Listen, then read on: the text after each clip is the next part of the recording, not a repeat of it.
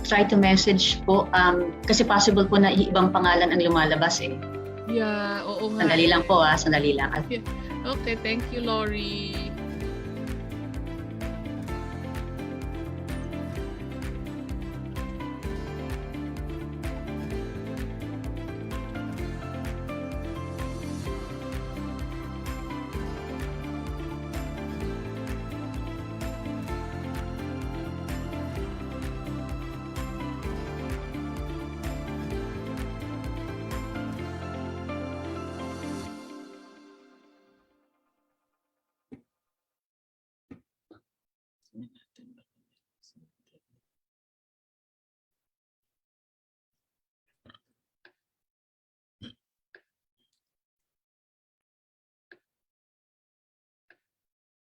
Let's begin na po. Yes. Okay. We can. Yes. Good morning to everyone. Welcome to day 2 and session 2 of this lecture series on IPRA at 24, Charting Developments in Philippine Indigenous Peoples' Rights.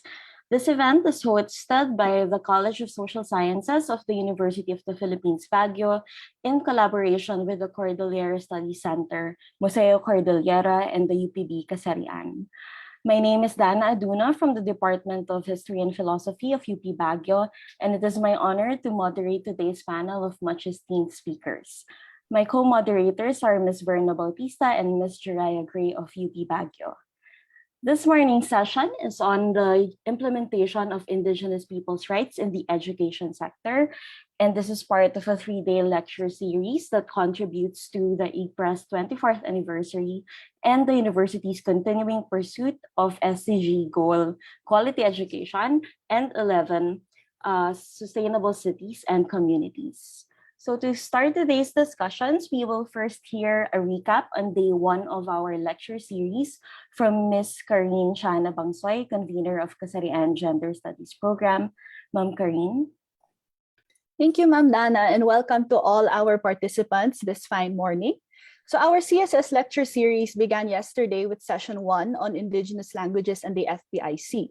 The right to free, prior, and informed consent is one of the core rights of Indigenous peoples recognized, enshrined, and established by the IPRA in 1997.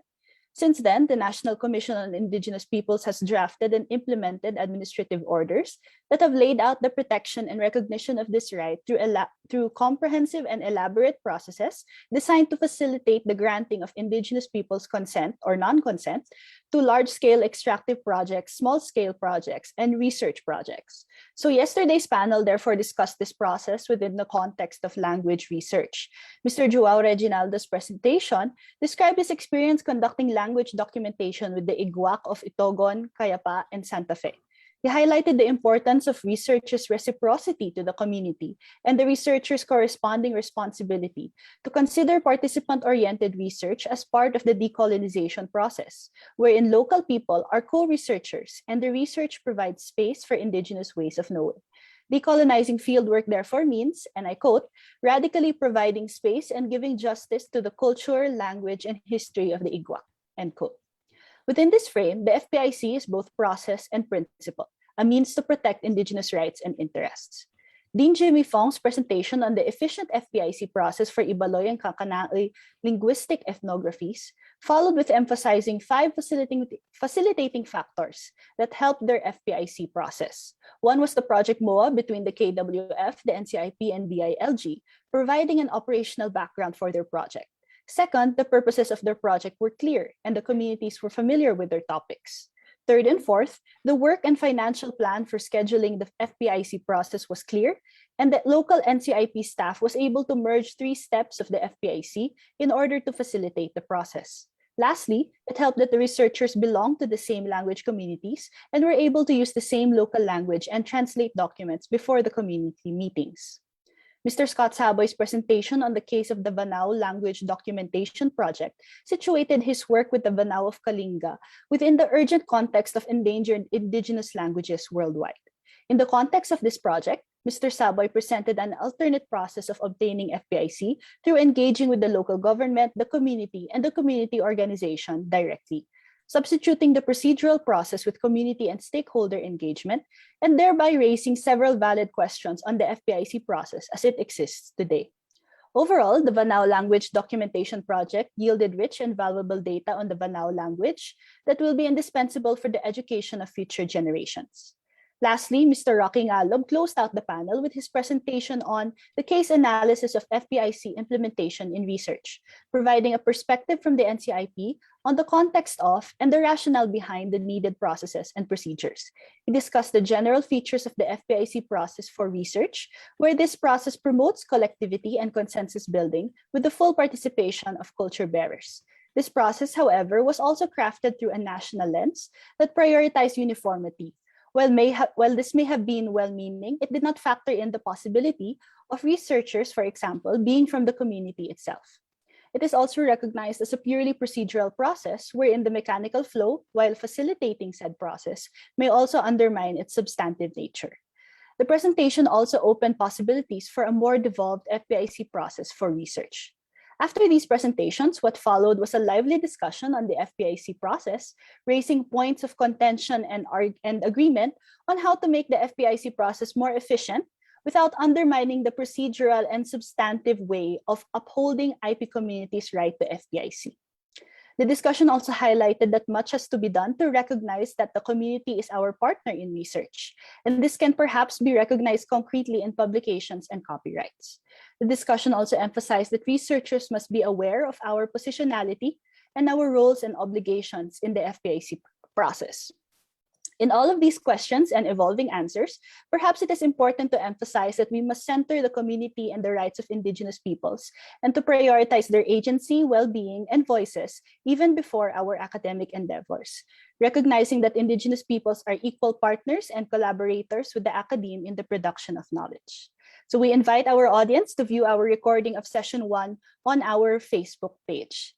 Now, speaking of knowledge and academic institutions, if I may segue that way, our next session this morning follows the thread of discussing pertinent issues of the IPRA, now in the realm of education and Indigenous peoples. So for that, I hand it over again to our moderator to introduce our first speaker. Prof. Dana? Thank you so much, Prof. Karin. That was very helpful and comprehensive. Please allow me now to introduce our first speaker. Ms. Maria Lori C. Victor hails from Benguet Province and is of Kankanay and Bisaya ancestry.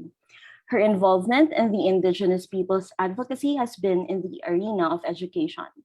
She has been an on-call resource person for the past 2 decades, providing technical assistance to requesting communities in developing initiatives related to culture-based education in the context of IP communities, more popularly known today in the country as Indigenous Peoples Education. She is currently the head of the Indigenous Peoples Education Office of the Department of Education. Let us now welcome Ma'am Lori.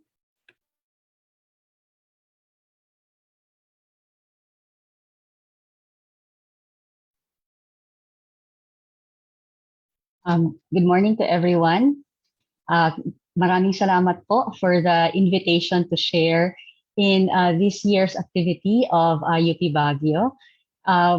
We really appreciate this chance to interact actually with higher education institution because I remember in one conversation with one of your own faculty members years back, one of the reflections that came out of our conversation was the need perhaps for how would you call this, ways by which HEI initiatives interface with basic education. So I am hoping that this would be one way for us to, and I will be mentioning it later actually, for us to concretize that reflection into possibilities, let's say in the coming years. So una po sa lahat, this is a timely occasion to also celebrate. This is the 10th year of the IPED program, the first decade actually. And siguro yung tanong nga po ninyo na updates, parang timely din po. Ano po, what has happened over the past 10 years, but we will locate all of that in relation to the focus that has been expected or that has been requested of us. So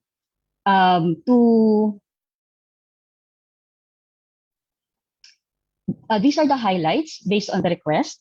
So one is to discuss the IPED program in relation to the preparedness of teachers, the readiness of teaching and learning resources, gaps, issues and concerns, and areas for activities and studies. Now, in the interest of time, and also as I was thinking through how to share this, the discussion on gaps, issues and concerns, and areas for activities and studies will be fused in a way, because the gaps, issues and concerns, and your areas for activities and studies are actually shared areas for work. So in a way, parang 3 parts po yung pagbabahagi sa umagang ito. Sige, so simulan po natin doon sa preparedness of teachers, but to do that, it's crucial for us first to have the context, no? The context of the, and maybe to know more a little about the IPED program, also as articulated by the Department of Education.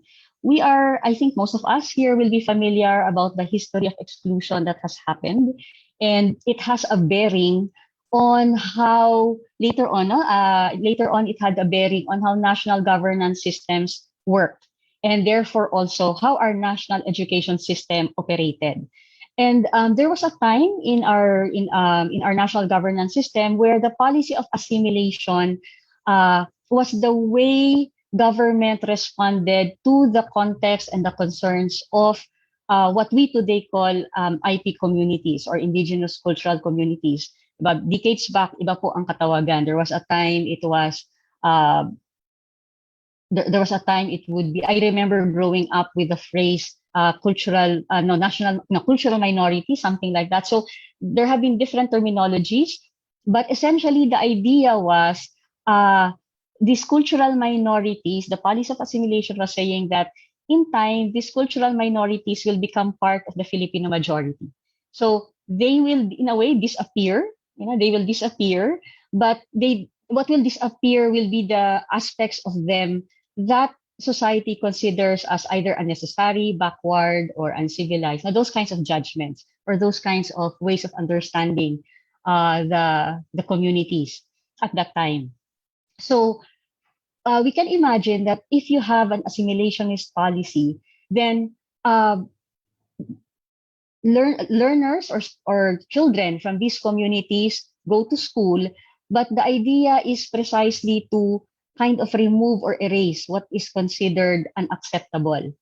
And so, in the process of that experience, we now have schooling, the experience now of our, especially the older generations, no?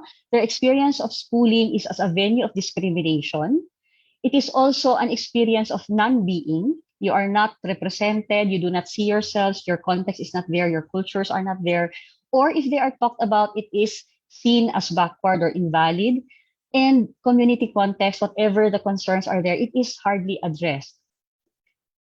If ever there are also discussions on culture, it tends to be limited to surface culture. So cultures and peoples are not appreciated, are not deeply appreciated. No, it's only the manifestations that tend to be highlighted. So the impact, the general impact on learners would be difficulty in learning the needed competencies. In the process, they lose respect for their own culture and heritage. There's a tendency to develop low self-esteem, sense of shame, loss of IP identity.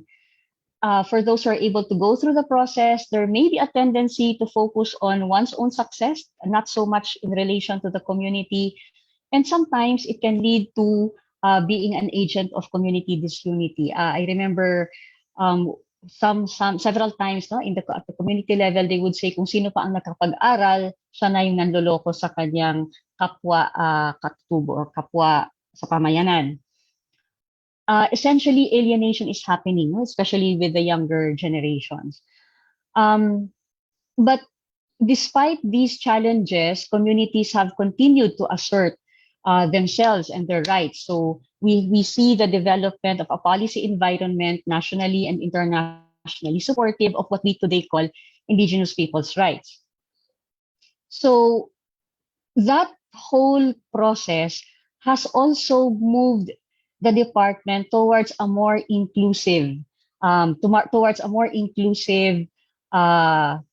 direction, so that by 2008 to 2010, it was possible to have extensive consultations with IP communities, leading to the release of DepEd Order 62 series of 2011. This came out 10 years ago. And that's the reason I was saying that this year, 2021, is the 10th year of the IPED program, using this as reference. So it's the first decade of the IPED program in DepEd. And that DepEd order highlighted the need, or at least the directions, that the perspective, the policies and directions for the IPED program, and it became the basis for the development and implementation of IPED, of an IPED program at the national level. This DepEd order is an example of how it is possible to come up with policy that really is an interface of government perspective and community perspective. If you have a chance to read DO62 later on, it's in the DepEd website. One will notice that it is not coming purely from the perspective of DepEd. But yon, time does not allow me to elaborate on that further. Maybe if for those who may want to ask later na lang, no, sa open forum. So if we talk about the IPED program, it is DepEd's response to the right of IP communities to basic education that is responsive. This second part is crucial. It is responsive to their context, this respects their identities, and promotes their indigenous knowledge, competencies, and other aspects of their cultural heritage.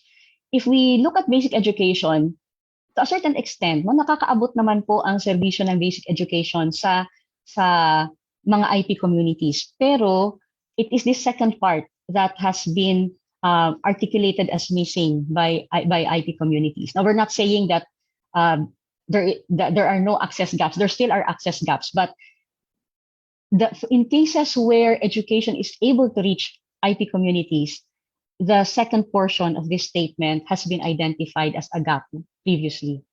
And so now this is what the department is hoping to address. What makes it possible now for this process to be possible? Malaking tulong po yung language and perspective of inclusion in the past 20 years and the language and perspective of rights. That's why in the IPED program explicitly is saying that it subscribes to the rights-based approach, and it hinges on the principles of inclusion, participation, and empowerment.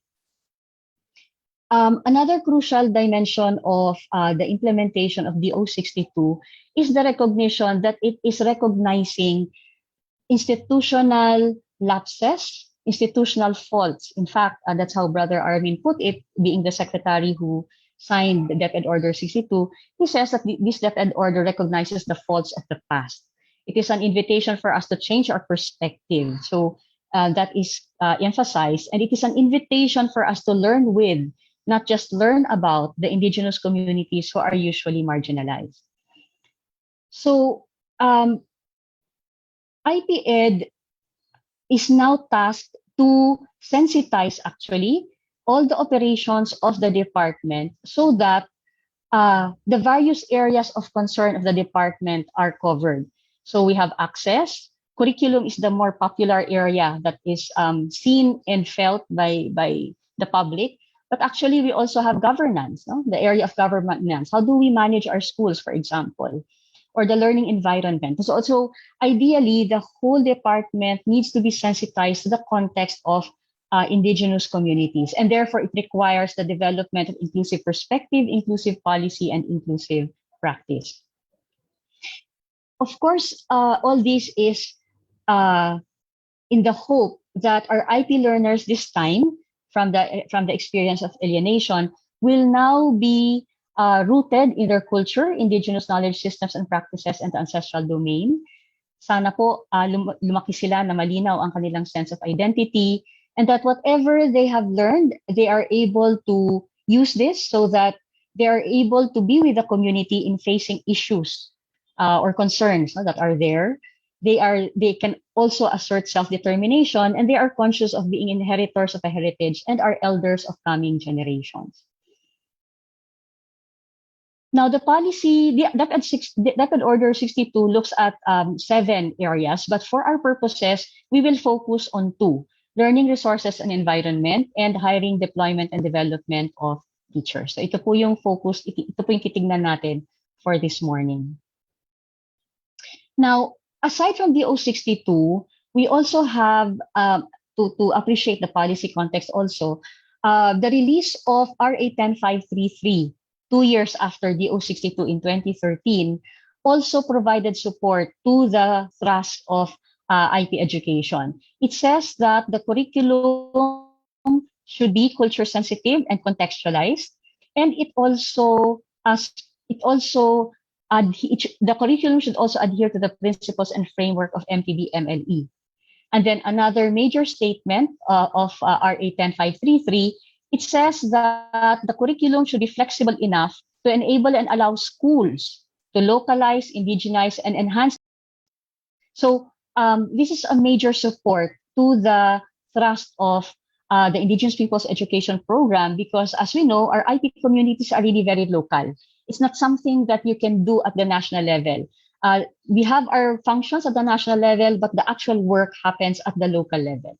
So now, given that context, let's look at teacher preparedness. So ang tanong po kasi ay, ano ba ang mga ginawa o ano ang mga developments in relation to preparing our teachers? Medyo mahaba-habang kwento po ito, because if we look at teacher preparedness, now the teacher is really the nexus of the whole education process. And hindi lang po siya nagtuturo ng content, which tends to be the popular notion. The teacher really is the person through whom various processes happen at the local level. So of course we have the teaching learning process, but the teacher is also involved in school governance. The teacher is also involved in access concerns. The teacher is also expected to design and take part in designing and creating a learning environment. So marami po siyang gawain. And therefore, and these things are interrelated. They're all interrelated. And therefore, for a teacher to be prepared, we will also need to look at the institutional support that is necessary. So it's not just the teacher per se, as I will show in a while. So again, kailangan po, para masuportahan talaga ang teacher at maihanda siya, kailangan po institutionally, there are other aspects we need to look into that support the teacher in relation to the support needs to cover inclusive perspective, inclusive policy, and inclusive practice. Sige po. So here we see now the teacher and the learning resources, kasi ito yung pag-uusapan natin in the next few minutes. So what are we now, given the policy context that I shared earlier, ano po yung tinatawid natin? What are we moving from? What are we moving from, and what are we moving to? So what we are seeing now in the department are major reforms happening, and maybe we can say that the reforms have been happening in leaps and bounds since 2000. So ano po yung tinatawid natin? Una, we are moving from generalized context, a tendency to have, just one view, let's say, about the learner or education or, let's say, communities. We are now moving to appreciating diverse contexts. Then, because of the generalized context before, we tend to have uniform standards and policy and processes. Now we are moving towards appropriate standards and processes. So how do we have policies that recognizes diversity of context and probably application of these policies? Then, if before, this is a common phrase, a popularized phrase already, kung one size fits all po, ang sinusubukan natin gawin ngayon ay contextualized responses or contextualized initiatives. So, ito pong proseso ng moving from what is in the left towards what is in the right requires a lot of institutional work. Again, the teacher cannot do this by himself or herself. Kaya yung usapin po ng teacher preparedness, kasangkot po talaga nito ang ilang mga institutional processes po. So in DO 62, the concern for teachers is highlighted in terms of hiring, deployment, and continuous development. So it's not just capacity building, but we have to look at the whole process of hiring, deployment, and continuous development of our teachers. So again, I wouldn't want to sound like this is a linear process, but these are the key elements crucial for our teachers to be ready to implement the IPED program. Una, kailangan po nilang maunawaan yung perspective na dala-dala ng IPED.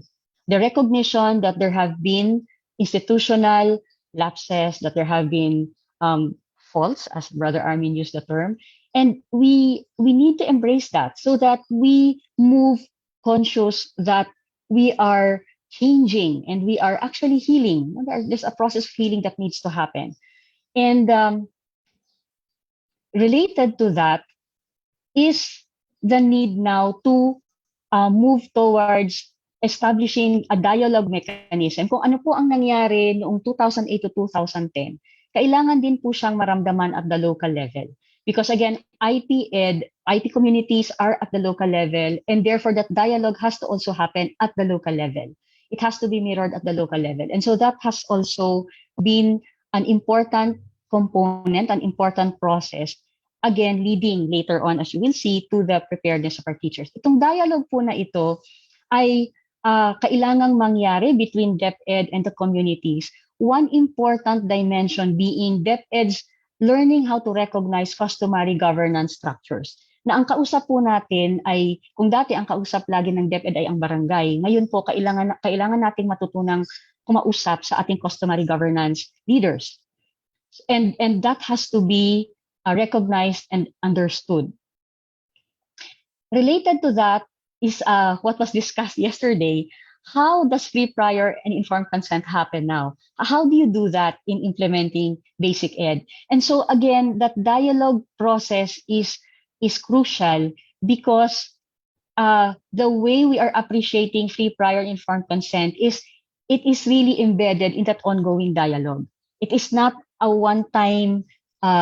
It's not like, oh, sige, we give our consent, so okay na. Hindi eh. It's ongoing. It's ongoing. It's embedded in the dialogue process.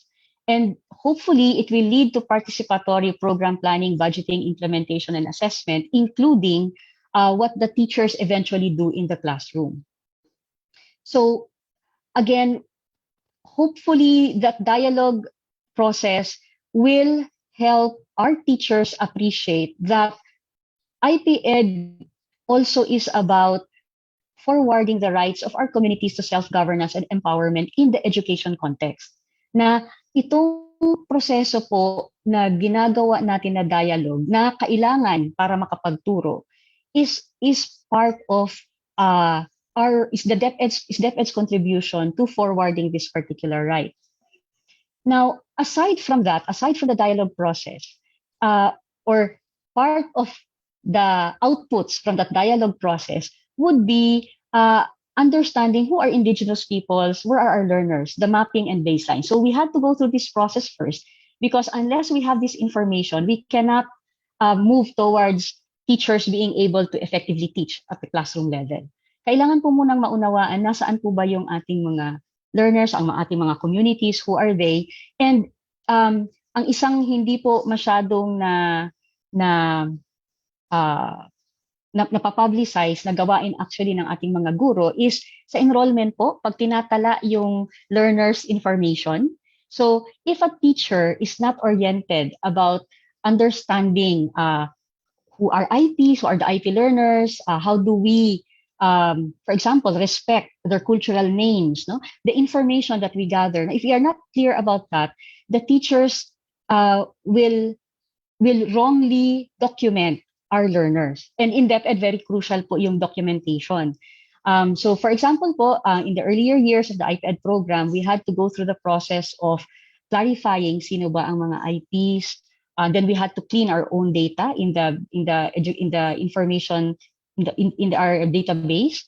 We had to discuss the AO3 series of 2004 of NSO, because this has to do with naming, na dapat ang mga guro hindi pinapalitan ang pangalan ng mga learners. Ganun po ba? Because that has happened before, no? And even some of our older IPED focal persons were saying that in their younger years, they actually changed the names of their learners because of this whole idea of IP names not being acceptable in society.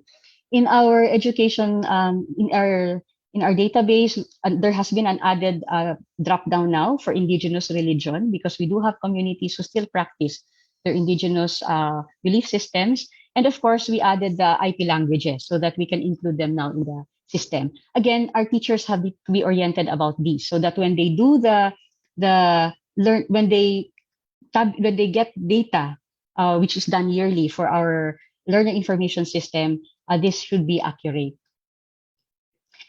Of course, it was crucial to provide capacity building for our teachers, and the capacity building was not just about how-tos. Actually, much of it was more about perspective and understanding. Kasi yung how-to po ay susunod na yan eh. Pero yung paano ba maunawaan yung usapin ng Indigenous peoples, that was crucial, the perspective. And then also reflecting on our own internalized prejudices, our own internalized judgments. It's really more a formation process, a formation aside from the discussion on tools and methods, etc. Now, aside from our teachers, it was also crucial to provide capacity building for our community counterparts, because they are part of the dialogue and they are also part of the teaching learning process. So yung paghahanda po sa teachers, may ganitong dimension din po siya. Nakasama dapat ang pamayanan in the teaching learning process. Policies now are also crucial, because policies help to institutionalize perspectives and practices. And so these are some of the DepEd orders that initially came out, so that our teachers are guided when it comes to, for example, in this case, the use of materials involving aspects of Indigenous people's culture. Paano ba dapat ginagamit ang mga artifacts, no? Yung mga attire, yung mga paraphernalia. All these things had to be clarified, because our community partners were saying that, okay, we agree and we also advocate for culture-based education, pero kung hindi maayos ang handling ng cultural dimension, it will not be effective also. So this DepEd order was to forward cultural integrity, promote intercultural understanding, and protect the educational purpose whenever there is that cultural dimension. Pinoprotect po nito yung tendency na maging entertainment minsan, ang mga halimbawa yung mga sayaw, yung mga cultural artistic expressions, minsan nagiging for entertainment siya instead of having a clear educational purpose. Also, naglabas po ang DepEd ng Indigenous Peoples Education Curriculum Framework. So this provided guidance now in terms of what we call the contextualization of the curriculum and lesson plan. So guidance po ito needed by our teachers also in the field. So with this in place, it was now possible to move into what we call curriculum contextualization, where we now move into the interface of community knowledge systems with the national curriculum. So if we can imagine po, we have our national curriculum, the K-12 curriculum has competencies. Paano natin ngayon ito i-interweave with the community's own articulation of their knowledge systems? Again, time does not allow us to discuss this further. Maybe later on there can be another venue to discuss the dynamics of that process. But essentially, again, no, to prepare our teachers, ito po yung pinagdaanan niya. No? We have to go through this whole process, because we cannot have the schools ready if not for that whole process. Kaya yung masasabi natin, yung teacher mismo and the learners and their preparedness to implement IPED, naramdaman po siya at the school level after 4 years of preparation. By that time, it was now possible to have what we call contextualized lesson plans, where the teacher now interacts with learners na yung kanyang pinapadaloy po na mga lessons ay nakabatay na po sa kultura at konteksto ng pamayanan. Pero yun nga po, parang it's like it's so unjust, you know. So I just hope later on there will be a chance to share the process, kasi maano po ito mahabang lakbayin po talaga ito with the community. Pero it takes that for our teachers to be prepared. At the same time, so we have from K to 12, we have actually four schools now also looking at senior high that is connected to community cultural heritage. So from K to 12, ang target po talaga ay maramdaman yung pag-contextualize po ng ating curriculum. So, part now also of preparing our teachers is their growing awareness and connectedness to elders as teachers and mentors, how they learn to see that they're not alone, no? That their community is there, that the elders and the culture bearers are there as teachers and mentors, and that the whole ancestral domain is part of the learning environment. Nandoon din po yung pagbibigay ng recognition sa halaga ng wika. So now we have also our work in relation to MTB, Mother Tongue-based multilingual education. Again, it has to be developed with our community partners. And another dimension po is the hiring of teachers. So there's a policy in DepEd specific to the hiring of teachers who are going to serve in schools with a dominant number of IP learners. We need to address the cultural and the cultural dimension of our learners. Kaya may hiring policy po specific for IPED implementing schools. Now, underlying that whole process po from the dialogue until the development of MTB, the use of local language as part of the teaching learning process, we saw, or if I may put it, parang ang isang natutunan po namin through the years was the need to generate what we call cultural standards. So the cultural standards are necessary because they describe through indicators or parameters what it means for cultural sensitivity and cultural appropriateness to be there. So for example, ang curriculum, ano po ba yung magiging indicators at parameters natin to say that the curriculum is culturally appropriate or sensitive for a particular community? So it cannot be, while we can have general statements about it, the particularities are really at the local level. How can we say that learning resources, the teachers, the education managers, the elders, the schools are culturally sensitive and culturally appropriate? So again, itong mga parameters po na ito at indicators, lumalabas po siya in the continuous journey and process of defining and doing all these initiatives. So it's not as if we had the cultural standards ready. Rather, they are evolving as we go along. But they are crucial because they are the ones that are needed to come up with policy and also to guide practice. Now, this whole process contributes, or is DepEd's way of contributing to the right to cultural integrity and the right to social justice and human rights of our IT communities. And putting that all together, nakakatulong din po ito para sa pag-promote ng right to ancestral domains. Now,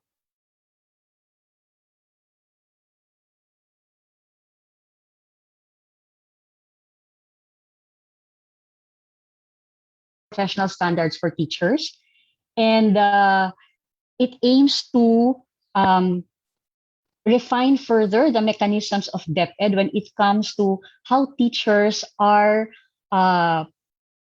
developed, how teachers are supported in their profession. Ano po? So some of us may probably be familiar with the earlier version of this, what they call the NCBTS, the National Competency-Based Teacher Standards. So PPST builds on that. And for our purposes, I'd like to highlight that in the PPST, there are 7 domains.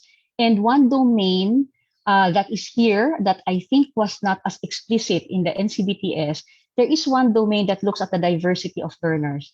And mabuti na lang po, doon sa diversity of learners, meron pong very specific on learners from indigenous groups. In other words, naka-embed po dito sa PPST na dapat mabigyan ng angkop na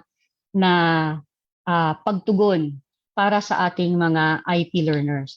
So it's very clear in the PPST that there is that specific area where teachers who are going to serve IP communities, they really need to develop their competencies in relation to indigenous groups.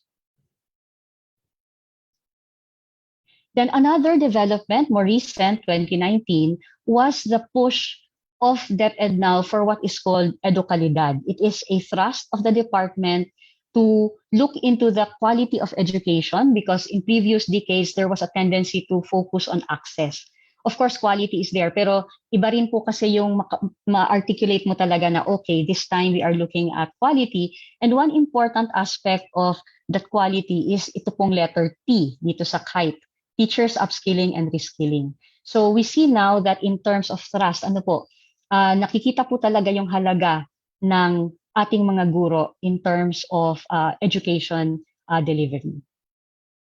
Okay, so yun po yung ilang mga developments pagdating sa teacher preparedness, and I shared more on what has happened in the IPED program leading to the preparedness of our teachers. Now we will look at the readiness of teaching resources. Of course, the teachers will be more effective if there are teaching resources. Klaro naman po yun. Pero maganda rin po ang isang natutunan po namin in the process of our trainings with our teachers was paano rin po masensitize ang ating mga guro na tignan din po ang usapin ng teaching resources from a community perspective. Kasi may tendency po halimbawa na pag wala akong hawak na teacher's guide, paano na ako magtuturo? Mga ganun ba? Which is a reality of course. Pero parang magandang mag-check din na teka muna, in the first place, education has been happening in the community since time immemorial. So it's not as if we get paralyzed just because we don't have, books, we don't have learning references, we don't have modules. Parang teka muna, no? Let's appreciate that education has been there, and therefore, as a teacher, let us look at education also from the community's perspective, no? We're not saying we devalue the pero iba kasi minsan yung attitude ba na parang na-paralyze na si teacher, parang teka muna, hindi ganun, no? First, the whole community environment is already there. That is already a very big resource. The elders are there, di ba? The community's teaching methods and learning processes have been there since time immemorial. Kailangan po, ma-appreciate po natin yun na tayo ay dapat nakikidaloy din sa ganong proseso ng pamayanan. And therefore, when we talk of teaching resources, let us be careful not to be so taken na yung written word lang ang teaching resource. Hindi. No? Always, education has been there since time immemorial. And so, ito po ang isang sinisensitize talaga pagdating sa capacity building of our teachers to appreciate the nature of indigenous knowledge systems, indigenous learning systems, so that what we do now is kung ito po ang kinagisnan ng ating IP communities, paano ngayon dudugtong ng maayos yung ating education system, which is what we have dominant today, no? But there has to be that connection, and that has to be seen also when we talk of learning, of teaching resources. So yun po ang community perspective. Then now we go into the school perspective. Ito na yung sige, we need references, etc., etc.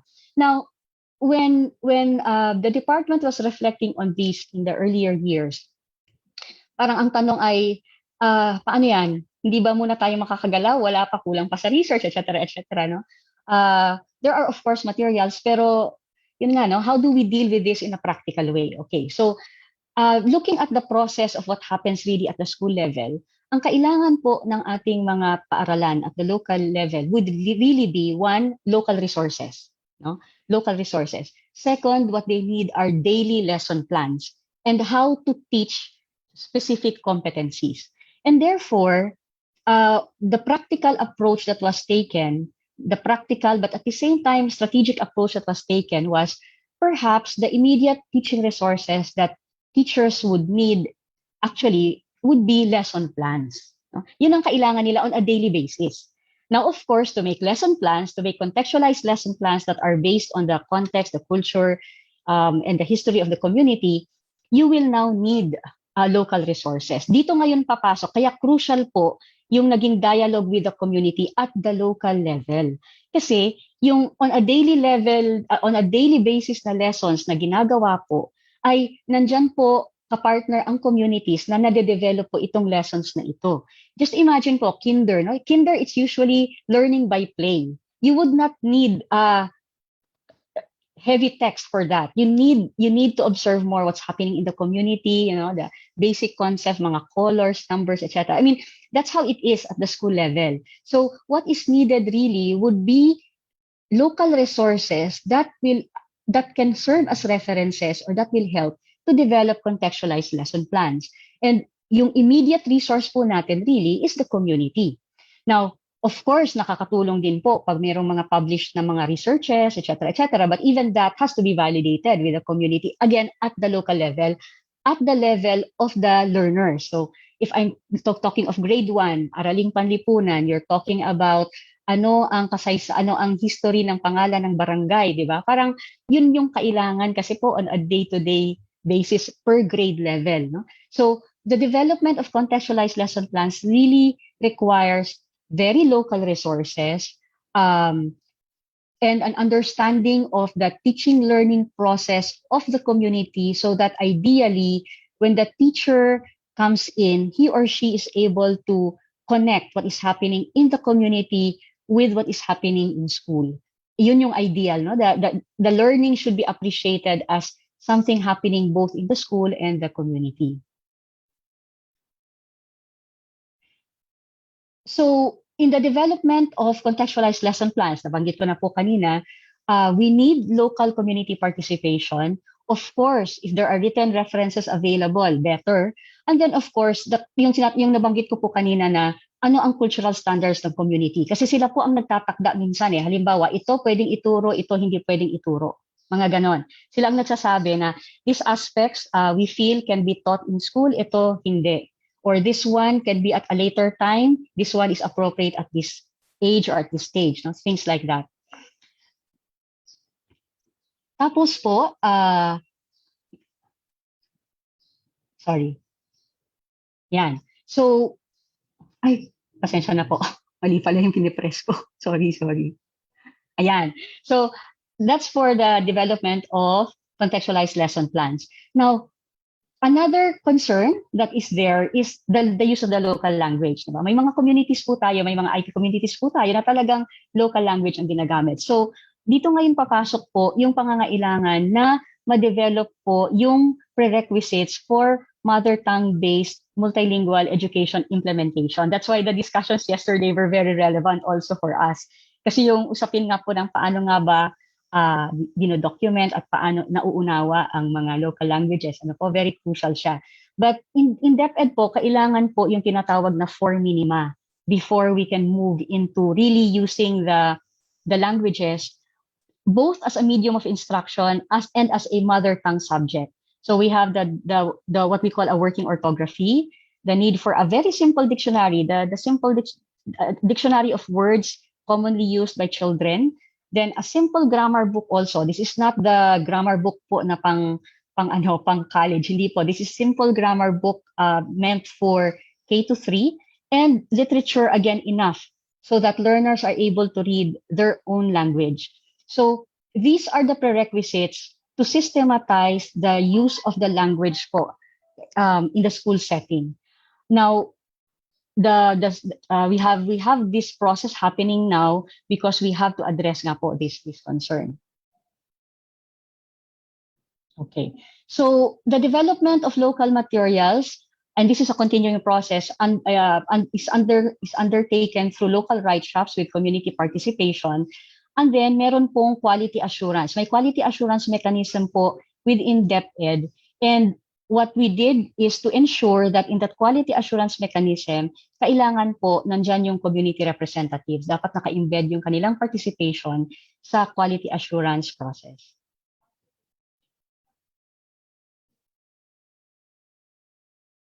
Yan, okay po. So now, in terms of gaps and issues and what activities naman po ang pwede po nating tignan.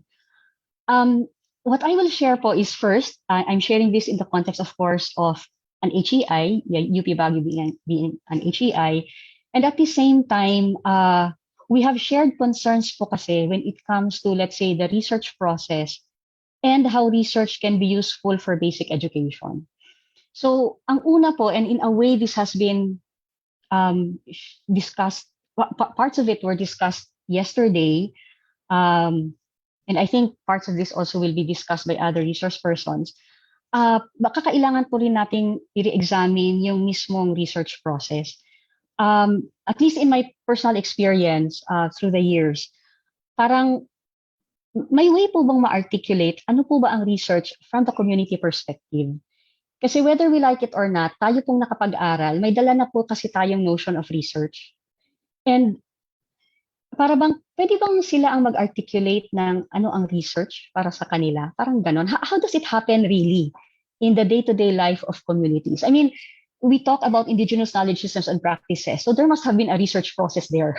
I mean, di ba? There must have been na baka kaiba ang proseso po niya, baka may aspeto po na kakaiba doon sa ginagawa natin. Pero syempre, hindi po maiwasan, right now, we are the ones coming in with our own with our own frameworks, our own ways of understanding research. Pero baka po ang kailangan talaga ay research about research from the community's perspective. There are ano naman po, no? There have been developments in that direction. Pero how can we delve into this na talagang community po sana yung makapag-articulate? Kasi baka ang nangyayari po uli, they are articulating it, but again, we have to re-articulate it because our audience cannot understand the way they articulate it. I mean, I think that's one area, that's one struggle that we have. Now, I relate it po to these two other points because this is what I personally see as a challenge. And because Baguio is now offering a Master's in Indigenous Studies, I think sana mabigyan po ito ng pansin. Related to that community perspective or how research is experienced by the community, paano po kaya ang research magiging proseso ng pamayanan for communal reflection and meaning-making? Kasi ito po ang isang nawala isang nanghina through time, na yung community's way of coming together for reflection and meaning-making, na ano po siya na nanghina siya. So many factors are affecting that process. Now, is it possible for us, for research to become an avenue to reclaim and recover and revitalize the communal reflection and meaning-making processes of our communities? That's one. Now, this is the other challenge. Tayong mga nakapag-aral po, lumaki po tayo sa what I would call a literate tradition. The way we think, in fact, even the way we communicate, the way we think, the way we even interact with others is in a very literate way. I think we will have to recognize that there are communities in the country where their way of thinking, their way of relating, and their way of being is very oral. And there's a major difference between an oral culture and a literate culture. And now, when we talk of education and research, na tayo po ay literate, interacting with oral cultures, I think we are not conscious that we are imposing our own structures of thinking, of knowledge on communities who have a very different way of organizing their knowledges, of communicating with themselves, and interacting with people. So, parang ang nangyayari po, hindi tayo conscious na one size fits all din po tayo as literate, as we who have grown up in the literate tradition. I would recommend if we can look into the works of Walter Ong and his colleagues who really tried to look into the oral world and how the literate world has in a way imposed so much on the oral world. Again, I hope there will be another venue to discuss this kasi ang dami-dami po niyang implications yung mismong pagsasagawa po, yung paggawa na lang natin ng FGD, yung mga KII, hindi po siya hindi siya akma for an oral culture or oral society. Knowledge is organized in a different way.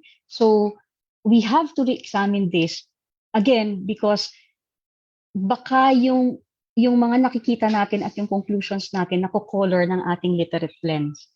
Anyway, so yun po. And then the other dimension that I feel that we could explore together is now yung relationship naman po ng HEI at ng basic ed. Of course, we have a different institutional setup and dynamics, and kailangan po nating makita how that can interface so that the processes and outputs of tertiary research can now somehow feed into what happens in the development of lesson plans, in the development of modules. That in itself is a discussion, it's an area of discussion. Tapos, kung ang tertiary research po ay may sariling proseso, ang meron po sa basic ed is action research. Paano naman natin po ito mai-interface? Kasi iba ang mukha ng action research doon sa research po na ginagawa ng tertiary ed. So again, that can be an area of dialogue also, so that what is done at the tertiary level somehow connects with the more day-to-day action research that is being strengthened right now sa basic ed naman po. So these are the two major areas of work that I'm sharing this morning. They're major areas of work that can be further detailed, no, in succeeding discussions or maybe later during the open forum. Pero yun nga po, ang nakikita ko po talagang mahalaga ay that connecting po yung yaman ng tertiary ed at yung field realities ng basic ed. Paano po magtatagpo? Siguro that will summarize the discussion on gaps, issues and concerns and activities of an institution like UP Baguio. So I end with that. I'm not sure if I overstepped my time. Pasensya na po if I did. But I hope that will be useful for future discussions and engagement. So maraming salamat po. Maraming salamat po, Ma'am Lori. Napakahalaga po para sa amin ng binahagi ninyo, and saktong-sakto po kayo sa oras. Salamat po. Thank you po for your insights on the history of exclusion and what inclusion would mean in education on the level of perspective, policy, and practice in the many aspects that you have covered. We invite our audience to type their questions in the chat if you're in Zoom, or in the comment section if you're watching our Facebook live stream, and we will hear more from Lori in the Q&A after all our speakers. Let me now introduce our second speaker. Ms. Marites Talaman Gonzalo, or Ms. Matet, is a Taga-Colo anthropologist who opted to work with and among her people through the IP Education Ministry of the Malita Taga-Colo Mission. Having been a recipient of the IP Scholarship Program of Canadian Missionaries, she is now paying it forward by helping administer the IP schools of 2 Taga-Colo communities in the mountains of Malita. She believes that cultural and identity formation is an integral part of education. Let's now listen to Ma'am Matet.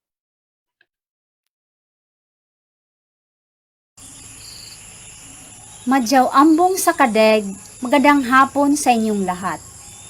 Ikinagagalak ko pong ibahagi sa inyo ang karanasan ng Malita Taga-Colo Mission o Matamis ng Diocese of Digos sa pagtataguyod ng IP Education o Katutubong Edukasyon. Ang kasalukuyang IP Education Program ay nakaugat sa itinayong Tribal Filipino School noong 1984 sa ilalim ng Tribal Filipino Apostolate ng Diocese of Digos. Itinayo ang mga Tribal Filipino Schools upang mapaglingkuran at bigyang edukasyon ang katutubong pamayanan ng Taga-Colo, Manobo at Blaan dito sa kabundukan ng Malita, Santa Maria, Don Marcelino at Jose Abad Santos sa probinsya ng Davao del Sur, na ngayon ay Davao Occidental na. Taong late 1990s hanggang mid-2000, ang mga tribal Filipino schools na ito ay unti-unting tino-turn over sa DepEd.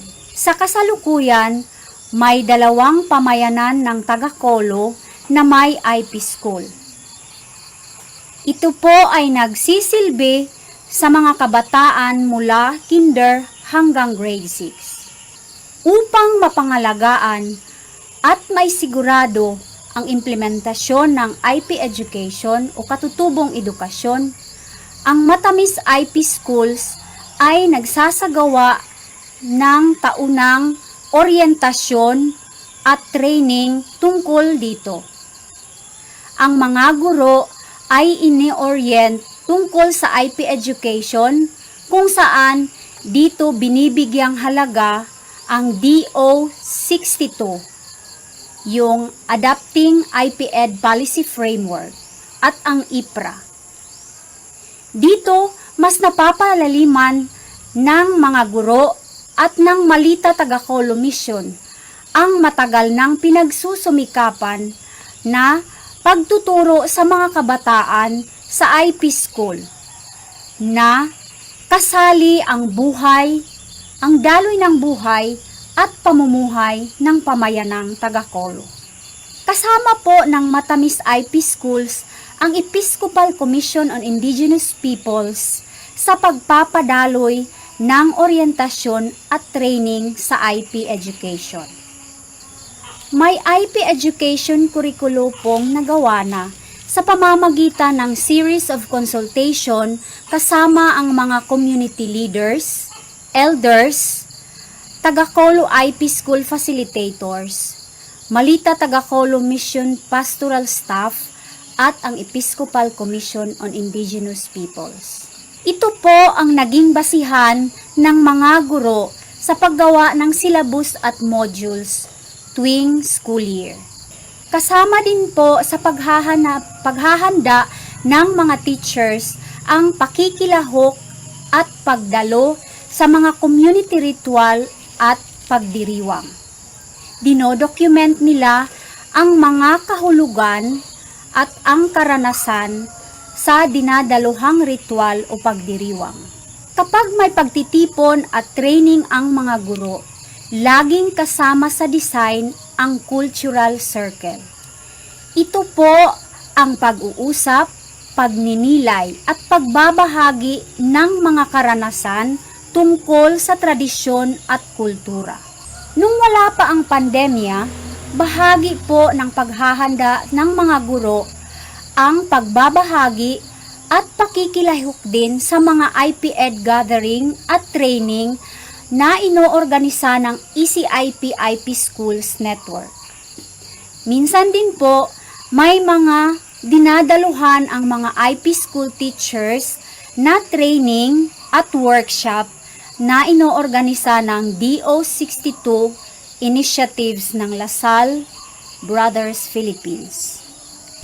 May mga network din po ang Matamis IP Schools tulad ng ALRES Philippines na tumutulong sa aming mga guro upang matutunan namin kung paano magturo sa mga batang may special needs. Sa taong ito, nagbibigay po sila ng training sa amin tungkol sa reading assessment and enhancement at kung paano magka-interes ang bata tungkol sa mathematics. Ang mga kagamitan sa pagtuturo ay nasa loob po ng komunidad. Ito po ang mga kagamitan na ginagamit at itinuturo ng mga community leaders at elders kasama ang mga guro. Ang IP education curriculum ng Matamis ay bunga ng series of consultation noong taong 2012 hanggang 2015.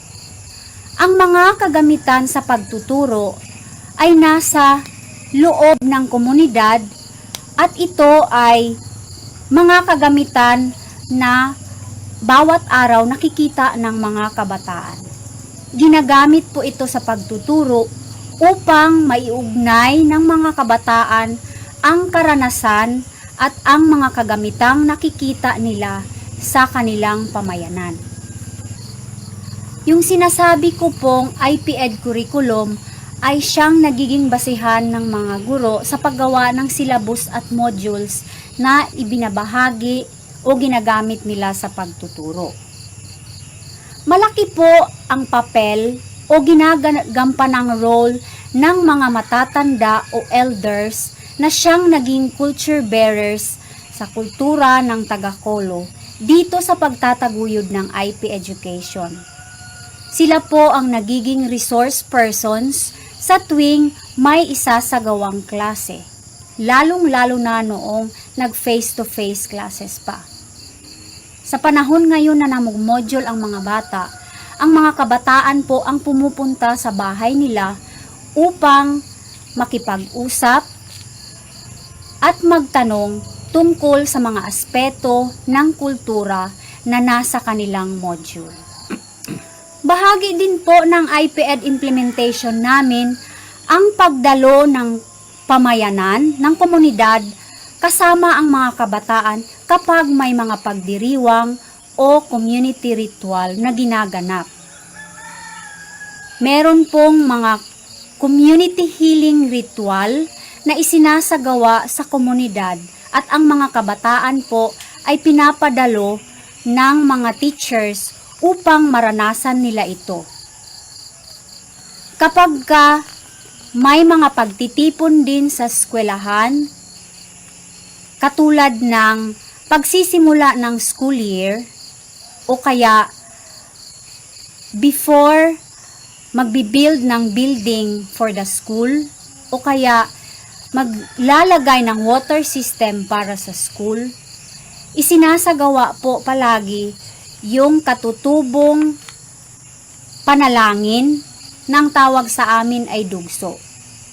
Ito po ang mga konkretong karanasan at practices ng IP school na natutunan ng mga kabataan ang iilang aspeto ng katutubong paniniwala ng taga-Kolo. Bawat school year po, may IP Day celebration ang IP schools. Dito po, ipinapakita at ibinabahagi ng mga kabataan ang kanilang natutunan sa mga elder mentors tungkol sa mga katutubong paniniwala at practices ng mga taga-Kolo. Dito rin po, ipinapakita ng mga parents, elders, leaders, kasama ang mga kabataan, ang mga arte ng mga taga-Kolo at yung mga cultural crafts na natutunan nila at nasa komunidad pa. Bagamat pinasimple at pinadali ng DO21 ang mga papeles ng IP schools, ngunit may mga hamon pa rin kaming nararanasan. Nahihirapan po kami sa pagproseso ng mga school papers. Ito po ay dahil nasa Davao Region kami. Dagdag din po sa hamon na aming natutunan ay ang mababang pagtingin ng lipunan sa IP school. Kahit ibang taga-Kolo at ng ilang DepEd teachers. May mga komento po kaming naririnig tulad ng marunong nga bumasa pero taga-Kolo naman. Magiging malaking tulong po sa IPED implementation ang mga documentation at publication sa mga researches dito sa aming pamayanan. Tulad po ng mga researches na nagawa na at mga collection ng mga stories na nakuha na namin sa aming sariling pamayanan. Na-document na namin po ito, ngunit hindi pa napapublish. Ito po ay malaking tulong kung maibahagi ito sa malaking lipunan. May bahagi ito sa ibang schools dito sa taga-Kolo na bayan. Mas magiging buhay at epektibo po ang pagpapadaloy at IPED implementation kung patuloy ang pakikilahok at pagpapalalim ng katutubong kaalaman ng mga tagapagpadaloy ng IP education tulad ng mga guro. Kung ginagawa ito ng bawat tagapagpadaloy ng IP education, mas na-strengthen po ang pagkilala at pagpapahalaga sa katutubong pamayanan, katutubong buhay at katutubong paniniwala. Sa kabuuan po, ito ang paniniwala, paninindigan at pinagsusumikapan ng Malita Tagakolo Mission, ang makatao at ang paghubog ng katutubong kultura ay dapat kalakip sa formal na edukasyon. Good day, everyone. This is to present to you the implementation. Maraming salamat po kay Ma'am Matet sa pagbabahagi ninyo ng mga karanasan at gawain ng mga guro, kabataan at komunidad sa Malita para lalo pang maisa-konkreto ang diskusyon natin ngayon sa mga karanasan at mga hamon ng IP education. Ngayon po, ipapakilala natin ang ating third speaker, si Dr. Edgar B. Tumino. Dr. Edgar obtained his Doctor of Philosophy, major in Educational Management at the University of the Cordilleras.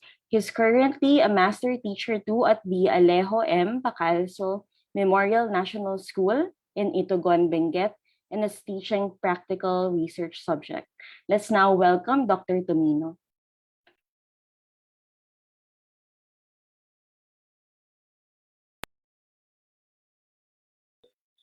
This is to present to you the implementation of Indigenous people's education at Alejo Pacalso Memorial National High School. First is to discuss to you the school banner. When we say school banner, it is a representation of Indigenous people's education and as a requirement of the school-based management by the Department of Education. Each object in the banner symbolizes projects, programs, activities, and its beneficiaries.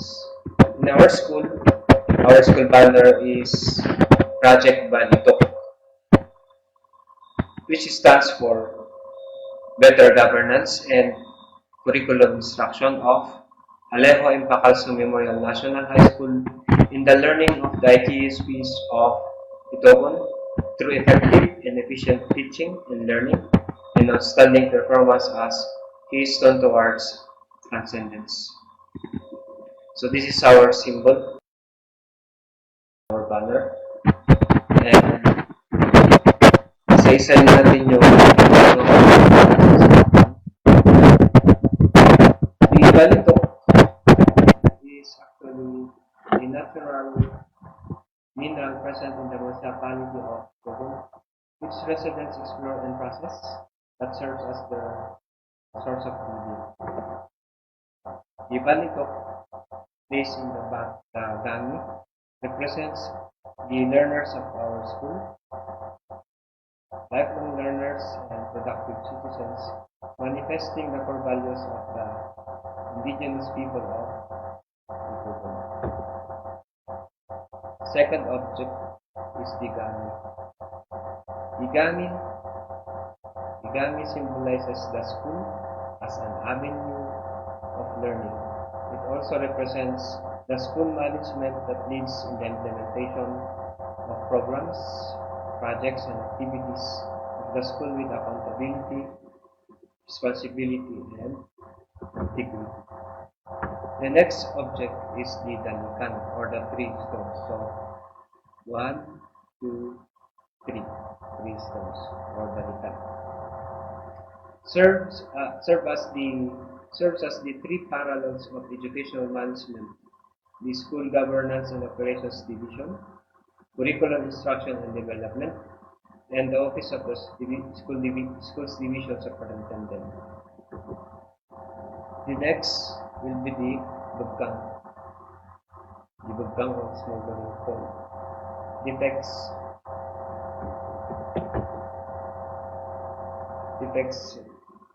love, concern, and courage of the school stakeholders. Second is the Uling with the charcoal, portrays the hidden potentials and sources that needs to be enlightened and explored. Then, the next is the Angyub or the two tube. The Angyub represents the feedback of the community for improvement and further development. It also represents the support from the community. This includes the opportunities for sustainable development. And then last is the Dapuan. The Dapuan. This is from the Dapuan, the practice. This Dapuan symbolizes the ancestral domain, which includes the indigenous knowledge, skills, and practices of Bitugon, as well as the programs on research,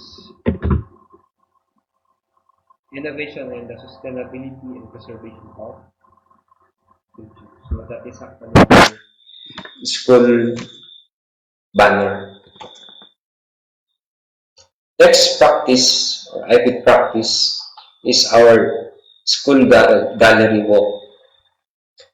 The gallery walk is a display of artifacts contributed by the learners and parents. It is a learning resource area on the different artifacts found in our community. So, doon kasi meron kaming makeshift classroom kung saan we assign each learners will submit an artifact with a written output on it. Tapos i-display namin sa makeshift room. Tapos yung mga learners during their araling panlipunan subjects and other subjects related to culture, pupunta sila doon to explore the collected artifacts in our community. So yun ang aming sa program, yung aming gallery walk.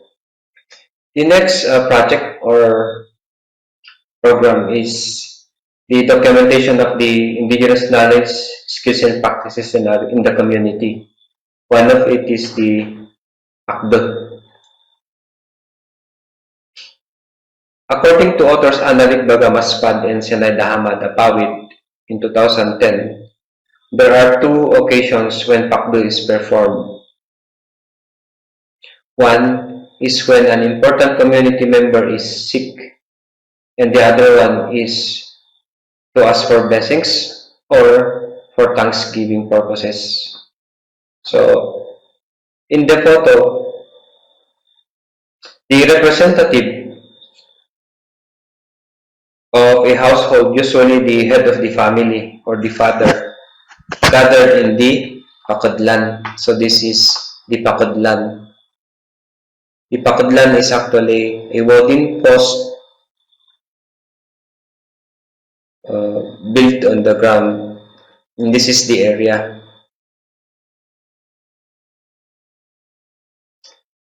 And then with the assistance of the two mambunong or the native priest, here in our area or in our sitio, we have two mambunong or native priests, Uncle Danilo Palangdan and Uncle Marcos Yamuyam. They will lead the process of the PACDO from setting all the things needed ready to butchering the pig, then following or stating the rules to be abided by the umili, manili, or the residents, and until the equal distribution of the meat. So ito yung meat na i-distribute sa every representative ng isang household dito sa amin. So ito actually yung sinasabi ko kanina na pakadlan. Tapos pagkatapos ng lahat na yung prayers hanggang sa matapos nilang itali yung pangan ng baboy doon sa may pakadlan, mag-ienta yung PACDO at uuwi na yung bawat representative ng household. Tapos, sa pag-uwi mo, dapat meron kang salong, yung wooden na mabilis na mag-apoy. Tapos, isisindi mo siya dito sa may dalikan. At yun yung magiging ilaw mo pag uwi sa iyong bahay.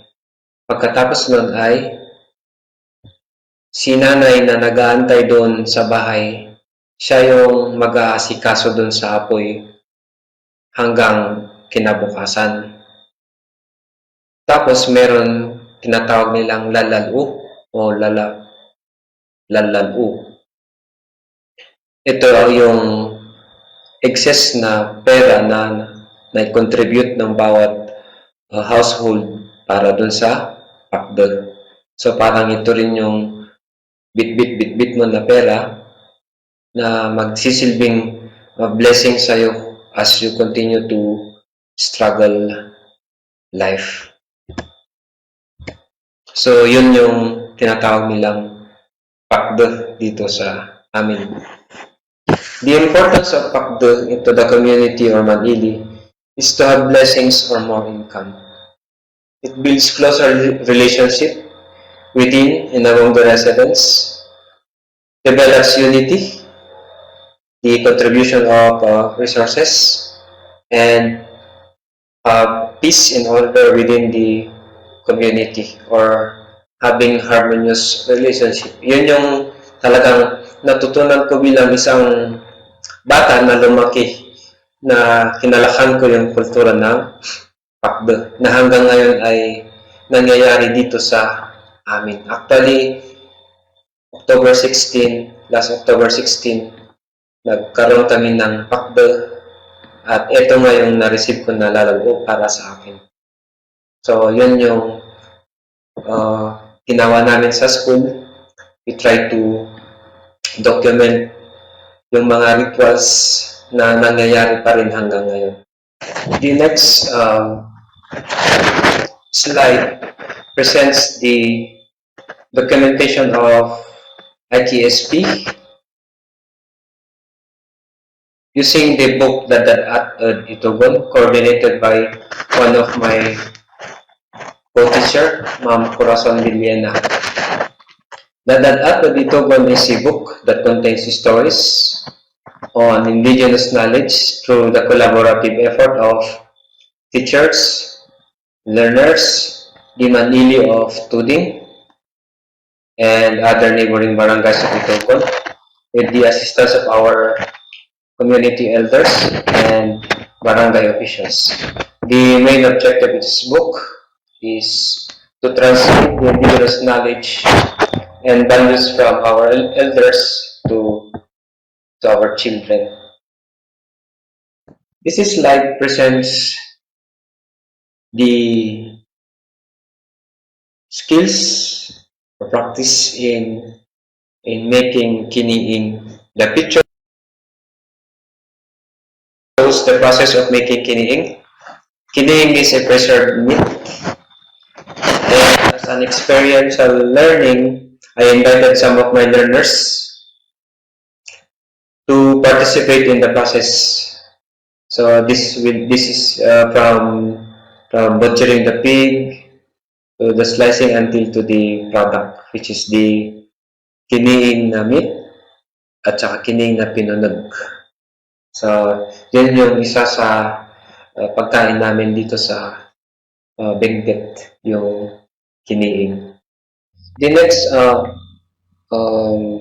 ritual that we have documented, which we use also in the teaching, culture-related learning areas, is the tungtong with the elders.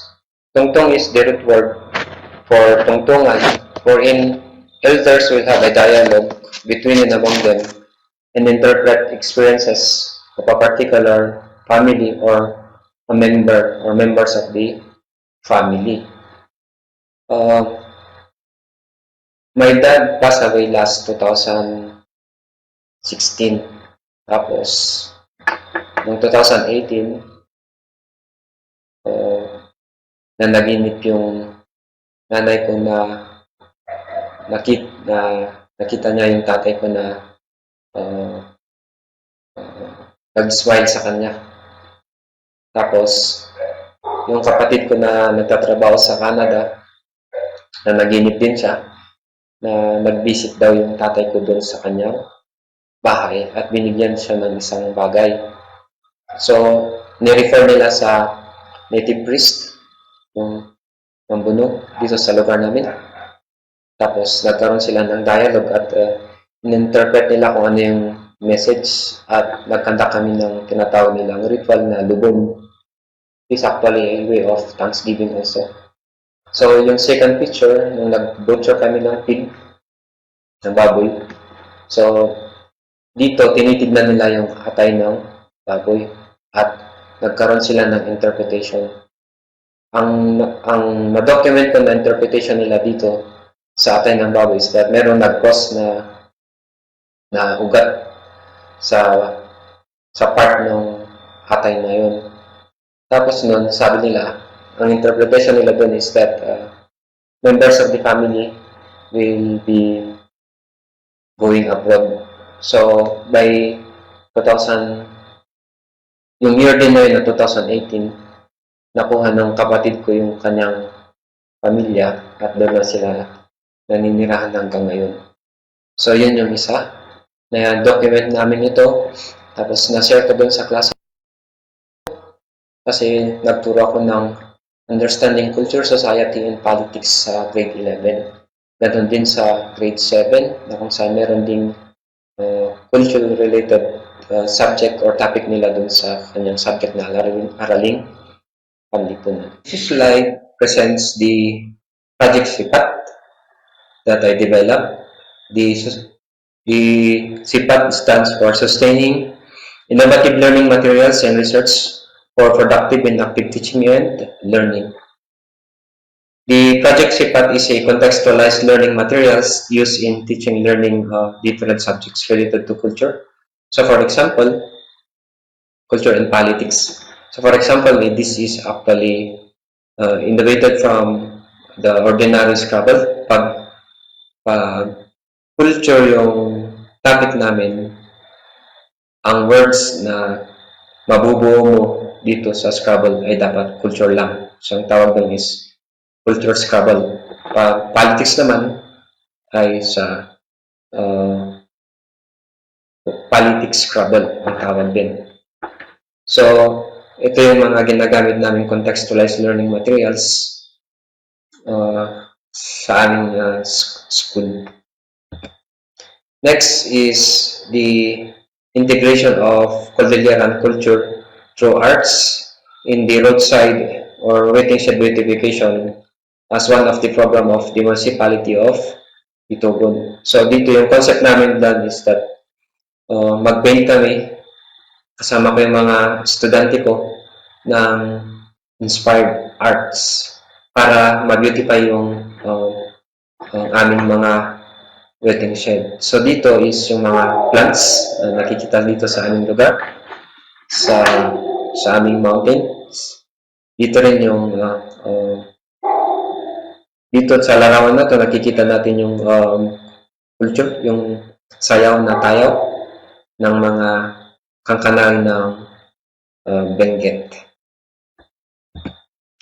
Next program is the Mulang Alaga program. The Mulang Alaga is a tree planting, guarding, and caring program conducted in the community to protect and preserve watersheds or the environment itself.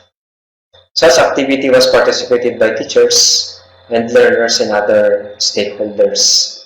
So, kasama ko yung mga mag-aaral namin at saka yung kapwa ko teachers. Pupunta kami sa mga watersheds, piling watersheds ng aming lugar. At doon kami magkakaroon ng tree planting. It is a yearly activity sa aming barangay. The next project related to IPED is our project GAWIS. It is an innovation we conducted last year, this time of pandemic. GAWIS stands for Gift Giving, Adversity Quotient Enhancement, and ways of integrating spirituality this time of pandemic. So the Project Gawis is a way for our school to share love and concern to selected IP learners in the different barangays in Itogan, particularly for Barangay Tuting, Ukab, and Gumatdang. Further, it also provides guidance and counseling services for the learners to become resilient this time of pandemic. So, ito, hanap kami ng mga grupo ng tao or NGOs, including the government offices, para mag-donate sila ng food packs or money para pambili ng mga goods para sa mga learners namin na kapos sa buhay. So, diniliver namin sila sa yung mga gift na to sa kanilang mga bahay. Tapos, ito rin yung chanelas kung saan pinamahaga namin sa mga batang IP doon sa isang farthest school dito sa aming munisipyo. And last two slides talks about the participation, our participation on the Barangay Council for the Protection of the Child. So Congress, it is actually the promotion of the rights of a child, especially our IP learners. So we presented the projects, our projects related to the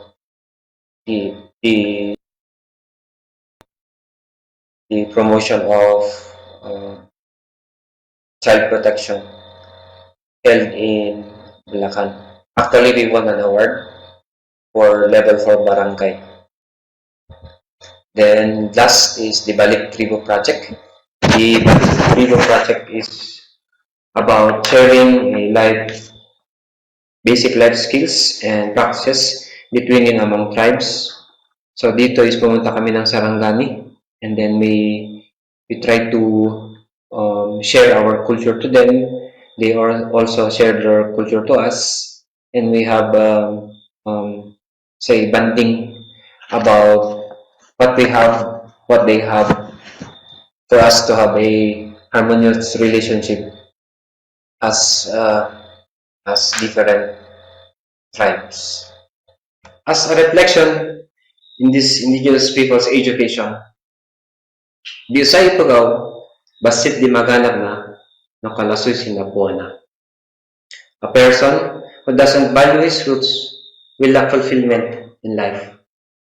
That is an indigenous philosophy from my Uncle Danilo Palangdan that I had learned when I was a child. Such philosophy served as my scaffolding in building my legacy as member of the indigenous community. When I started teaching in 2007 in our school, programs of indigenous people education are already existing. In 2008, I joined the Pamulaan Festival in Davao, where I gained concepts in the development of our school gallery walk for artifacts, integration of indigenous games and arts, compilation of local stories, using the community as the classroom, tungtong with the elders, and documentations of rituals and practices.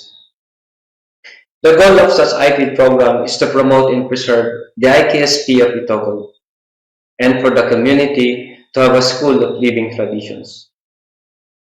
The community elders accepted such programs with a big smile on their face. At one hand, learners enjoyed indigenous activities, but were also challenged as to accept such activity this digital era. The transmission of indigenous knowledge, skills, and practices from elders to the youth must be like the coronavirus that was spread around the world. In the implementation of the IPrA program in our school, it cannot be denied that my learners gain confidence and high self-esteem as member of the indigenous people in our community, and being grateful for such unique culture. something that they can be proud of. Finally, my learners were guided with philosophy, good principle, and values that serve as their cane as they walk on a rugged trail of their life. Yaman.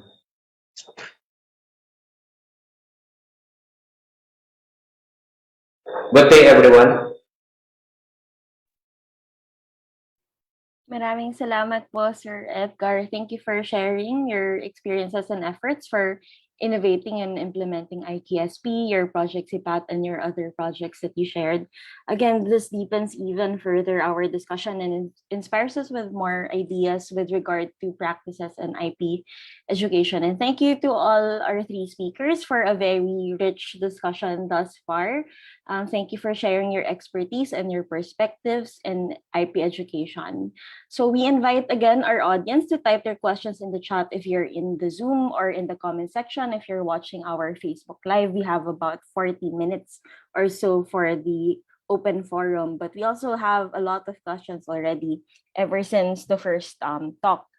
So our first question was directed to the first speaker, but I think this is something we can post to our three speakers. From Lorella on Facebook, nais ko pong malaman kung ano po ang kalagayan ng mga IP learners ngayong pandemic. Paano po makakatulong halimbawa ang PNU? Siguro pinanggagalingan pong institusyon ni Lorella sa ganitong sitwasyon. At muli, we can hear first po from Ma'am Lori, and then we can hear po from Sir Edgar. So, maraming salamat po sa tanong. Pa-check po if I got the question correctly. Ano yung context is in this pandemic? Ano Yes, ang po. maitutulong? Okay, sige. So una, alam naman po natin ang sitwasyon ng ating mga IP learners. Diverse din naman po ang situation ng ating IP learners, pero most of them really are in areas where the most viable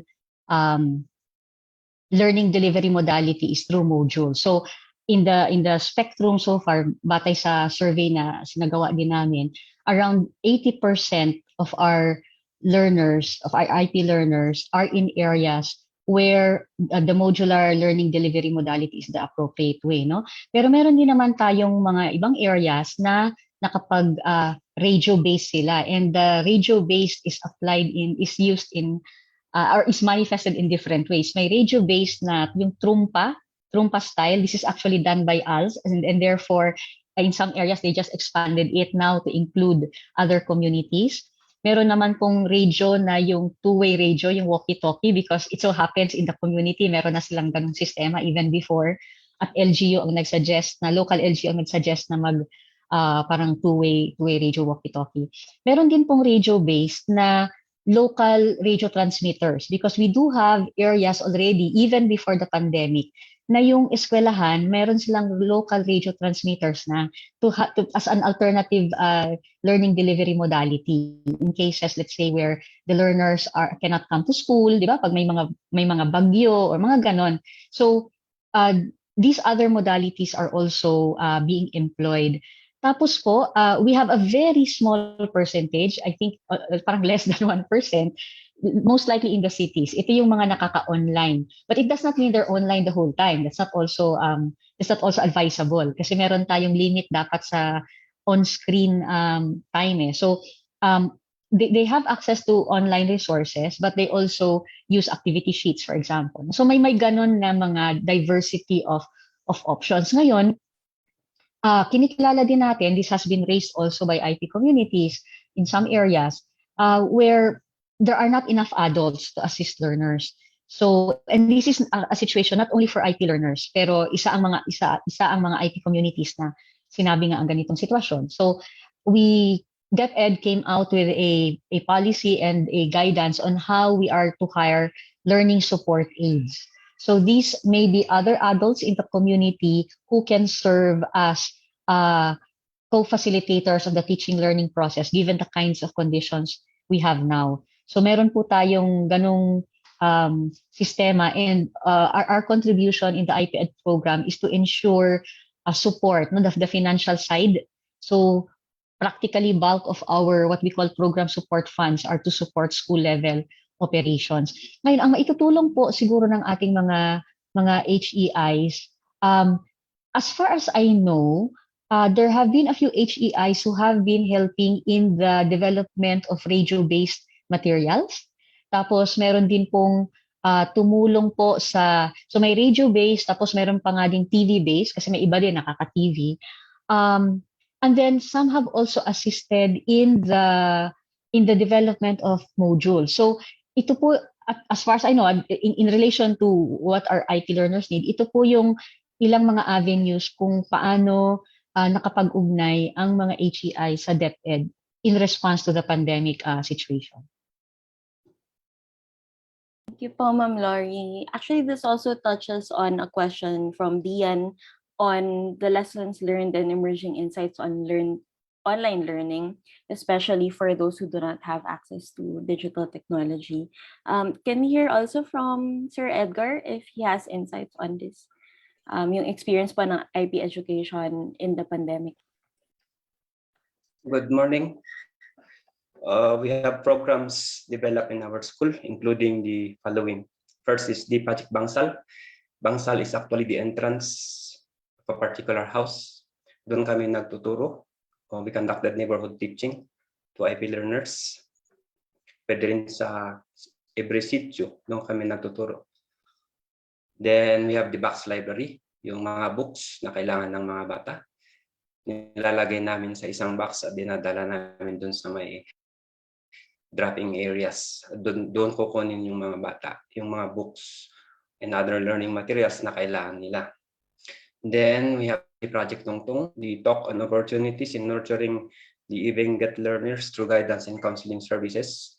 So kung sakaling mayroon silang problems regarding mental health, yun yung talagang pinaprovide namin. Group kami na teachers with the guidance counseling.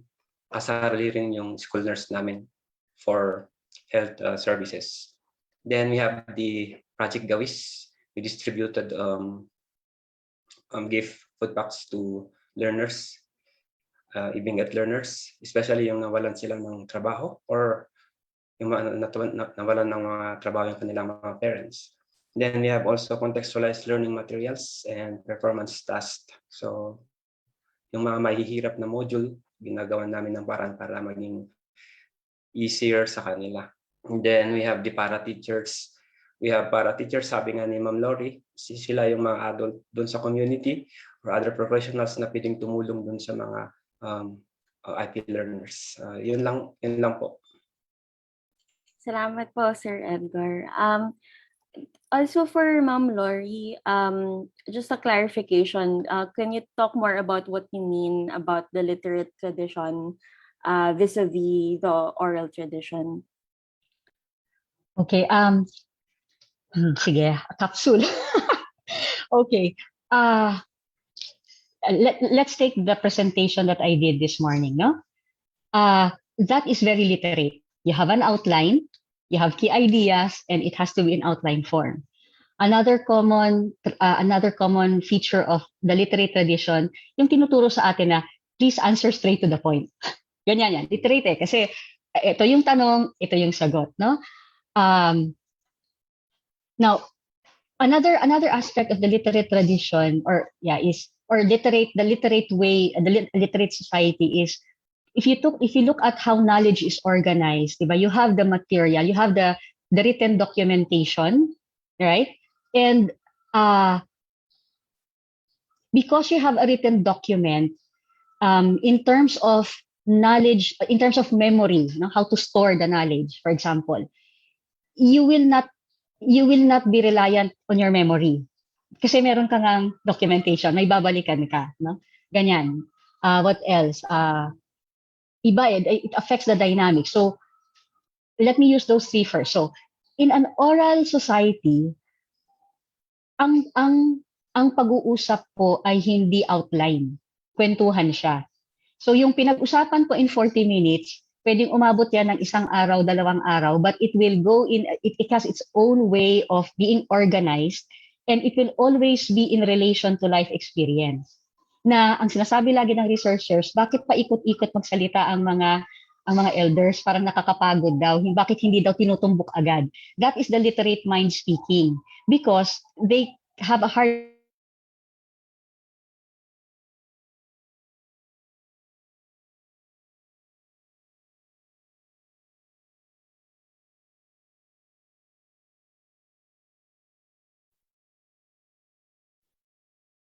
Parang frozen po yata si no? Ma'am So Lori. buo pa Sige rin po. siya. Buo pa rin siya. Ay, sorry, nawala ba ako? Sorry. Nakabalik na po. Okay na po. Ay, sorry. Ano kaya ang nawala? Where did I end? Go lang po. Ano naman po. Not sure din po eh. Pero About sige mga lang 8 po. seconds po, ma'am. 8 seconds back. Okay, thanks Sir Kim. Ay, nag-freeze po ulit. Baka babalik po si Ma'am Lori. Hintayin po natin siyang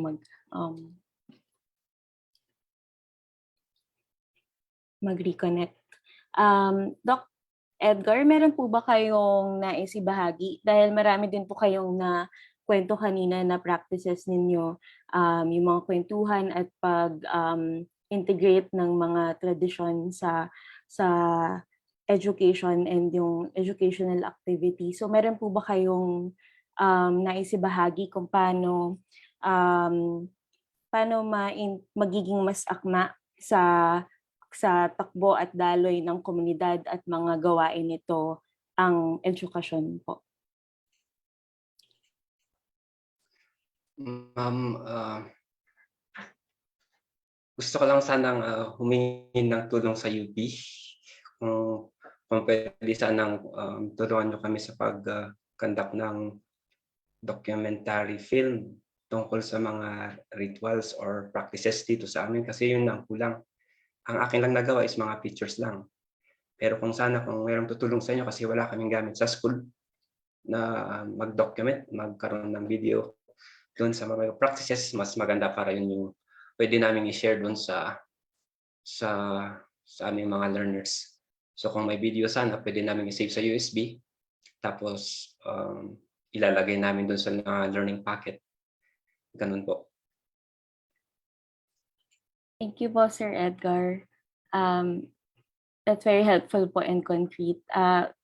Ma'am Lori is back, so do you want to continue po?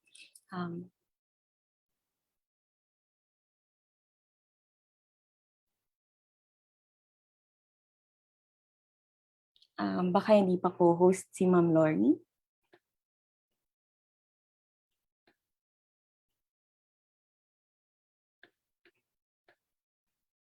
Gawin po natin co-host. In the meantime, I will allow unmuting and starting video so that Ma'am Lori can... Ayan. Yeah. Thank you. Okay pa. Apologies. Ganito na talaga ang ating experience. Sige. So, yun, going back to orality and literacy. So again, it has to do with a difference in communication patterns and structures and how even our thinking patterns, even our way of relating with others is different because we have a different way of communicating and even perceiving the world. No, there are differences pag oral sa literate. Now, I'll just give one example that has striking effects on community life sa community. In an oral world, all the knowledge is within the community, right? It's within people. It's with people. So that's why you have elders are very important. Sila ang buhay na library nga, di ba? Yun ang sabi nga ng iba. They are living libraries. Now, you go to a literate society where you have books. They are the reference. Wala na pong halaga ang elders. Wala nang halaga ang elders as repositories of knowledge. Kasi ang nangyari, yung written word na siya ang mas mahalaga. You will notice that now. No? You will notice how it has influenced actually our patterns of relating. Now, in IP communities, we have that sense of strong intergenerational ties because the way we understand and communicate from one generation to another is oral. Talagang you are bound, you are tied together by that fundamental necessity. Pero in a literate world, it is not like that. No? Now, for me, what I see as a challenge is how can we value both? Na meron kasing yaman ang oral way of being and knowing and doing, at meron din ang literate na pamumuhay. And it is possible to grow up in both, so that you can actually switch. When you're talking to elders who are more oral, this is how you talk. Huwag kang magsalita na parang may outline. Huwag kang makipag-usap na parang may outline. It's more of kwento talaga siya. At sometimes iba yung sensibility, iba yung pag-share ng lesson for them. That's why they have a lot of metaphors, etc. In the literate world, hindi eh. We are more like argumentation, debate, point by point. This is, priority point, secondary point. Ganun tayo sa literate world. It's different. Pero mayaman kasi itong dalawang mundo na ito. And my sense is the younger generations can interweave this. And the strength of the oral world is part of human heritage. I mean, hindi lang ito siguro, it's part of human heritage. In fact, we have been oral more than literate. And worst comes to worst, na mawala ang written word, we can still continue being oral people. So that's just one example po. Ang yaman kasi ng discussion, ang hirap i-limit. I saw in the chat box, naglagay na si Ma'am Ched ng please look at this reference. Thank you, Ma'am Ched. So sana po mapagyaman pa natin ang discussion na ito kasi ang dami-dami po niyang implications sa education, sa research, even in terms of who we are as people. No? If we just examine really what it means, ang dami-dami po niyang posibleng maituro sa atin. So yun lang po, without our knowing, nasira po natin ang intergenerational ties because we value the written word more than the knowledge and the memories of our elders. And that has damaged us as communities heavily. So sana isa yan sa mahil natin, if only we are willing to understand what the oral world is like. Yun na lang po muna. Maraming salamat po, ma'am. Dapat nga po talagang pag-isipan at pagsikapan yung mga nabanggit ninyo. Related po siguro sa tanong na iyon, sa parang challenge ng mga hangganan ng iniisip natin at kinikilala natin bilang pag-iisip, bilang bahagi ng edukasyon. Ano po yung examples daw po ng Indigenous community research na nabanggit ninyo sa bandang dulo po ng inyong presentation, Ma'am Laurie?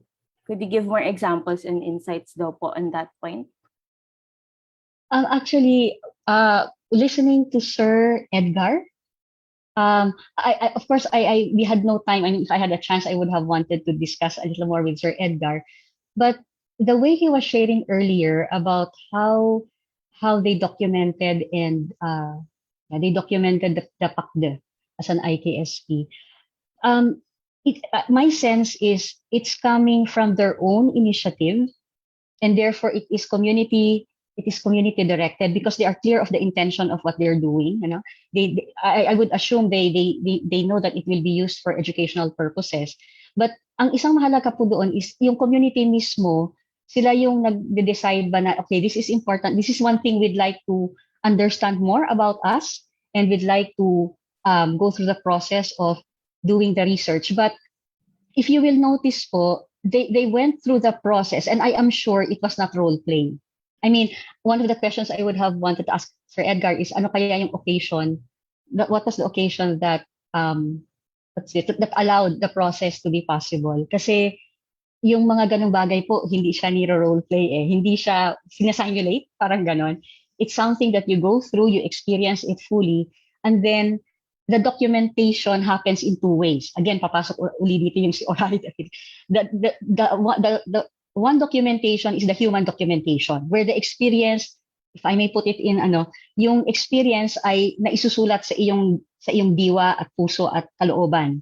But the other documentation now is when the community sets it in writing. Okay, they decide that, sige, gusto namin isulat ito. And they'll set it in writing, no? Pero, again, kailangang maging malinaw yung dynamic ng human documentation at saka ng documentation in writing. So in that sense, you see two processes happening now: the community way, and which is very oral, and the literate way, which is to put it in writing. Now, if let's say the community says, sige, this one we would like to share some aspects of this in school, diba? So part of the research now is transmission. Now, I would have wanted to ask Sir Edgar, ano kayang bahagi nung proseso ang pwedeng gawin sa school, alin ang hindi? Because based on our discussions with other communities, ang isang sinasabi nila, hindi pwedeng i-reenact ang mga rituals sa school. Hindi yan pwede. Kung gusto nating ma-experience at maunawaan ng learners ang ritual, it should be done when there really is something happening in the community. Let the learners participate, if assuming na they're allowed to, based on their cultural standards. Pero yung ganun po bang klase na the quote-unquote research process is happening in the organic and day-to-day life of the community, and they are not only part of it, they are the ones doing it, no? And probably we are there more to provide some insights in maybe the process and maybe the writing, for example, if some of them are not into writing yet, but it's really the community bringing it and doing it in the way that is appropriate for them. So yun po, malaking tulong po yung na-share ni Sir Edgar kanina as a peek into what is possible for community-driven cultural research. Thank you. Thank you then, Sir Edgar. Thank you, Ma'am Lori and Sir Edgar. Sir Edgar, would you like to share more? And maybe you'd like to respond to Ma'am Lori's question on what occasioned the rituals that you shared earlier. Within our sitio, pag may namatay, magkakaroon kami ng pakdo after 2 weeks. So last month, nagkaroon ng dire-diretsyon na namatay yung mga elders namin due to COVID. So yun yung isa. Tapos, when I documented the ritual, sabi nga ng mga elders, mas maganda pa nga kung may video so that it will be preserved at magamit mo doon sa school. Kaya lang, hindi ako makapag-provide doon sa gamit. Kaya teachers lang ang provide namin na magpipinsan. So, yung mga community elders, sila yung nag-allow sa amin para ma-document lahat ng mga rituals to share to our to the youth or to the children. So yun lang po. Thank you so much, Sir Edgar, for elaborating on those sharings you had earlier. We also have another question for you, sir. Some IP teachers, though, are ambivalent to work with Indigenous elders and integrate IKSP in their instruction and materials because they see their elders and IKSP as part of their quote-unquote pagan past, seeing Christianity as more evolved. Are there initiatives to address this concern? Yung hesitation to work with Indigenous leaders? Or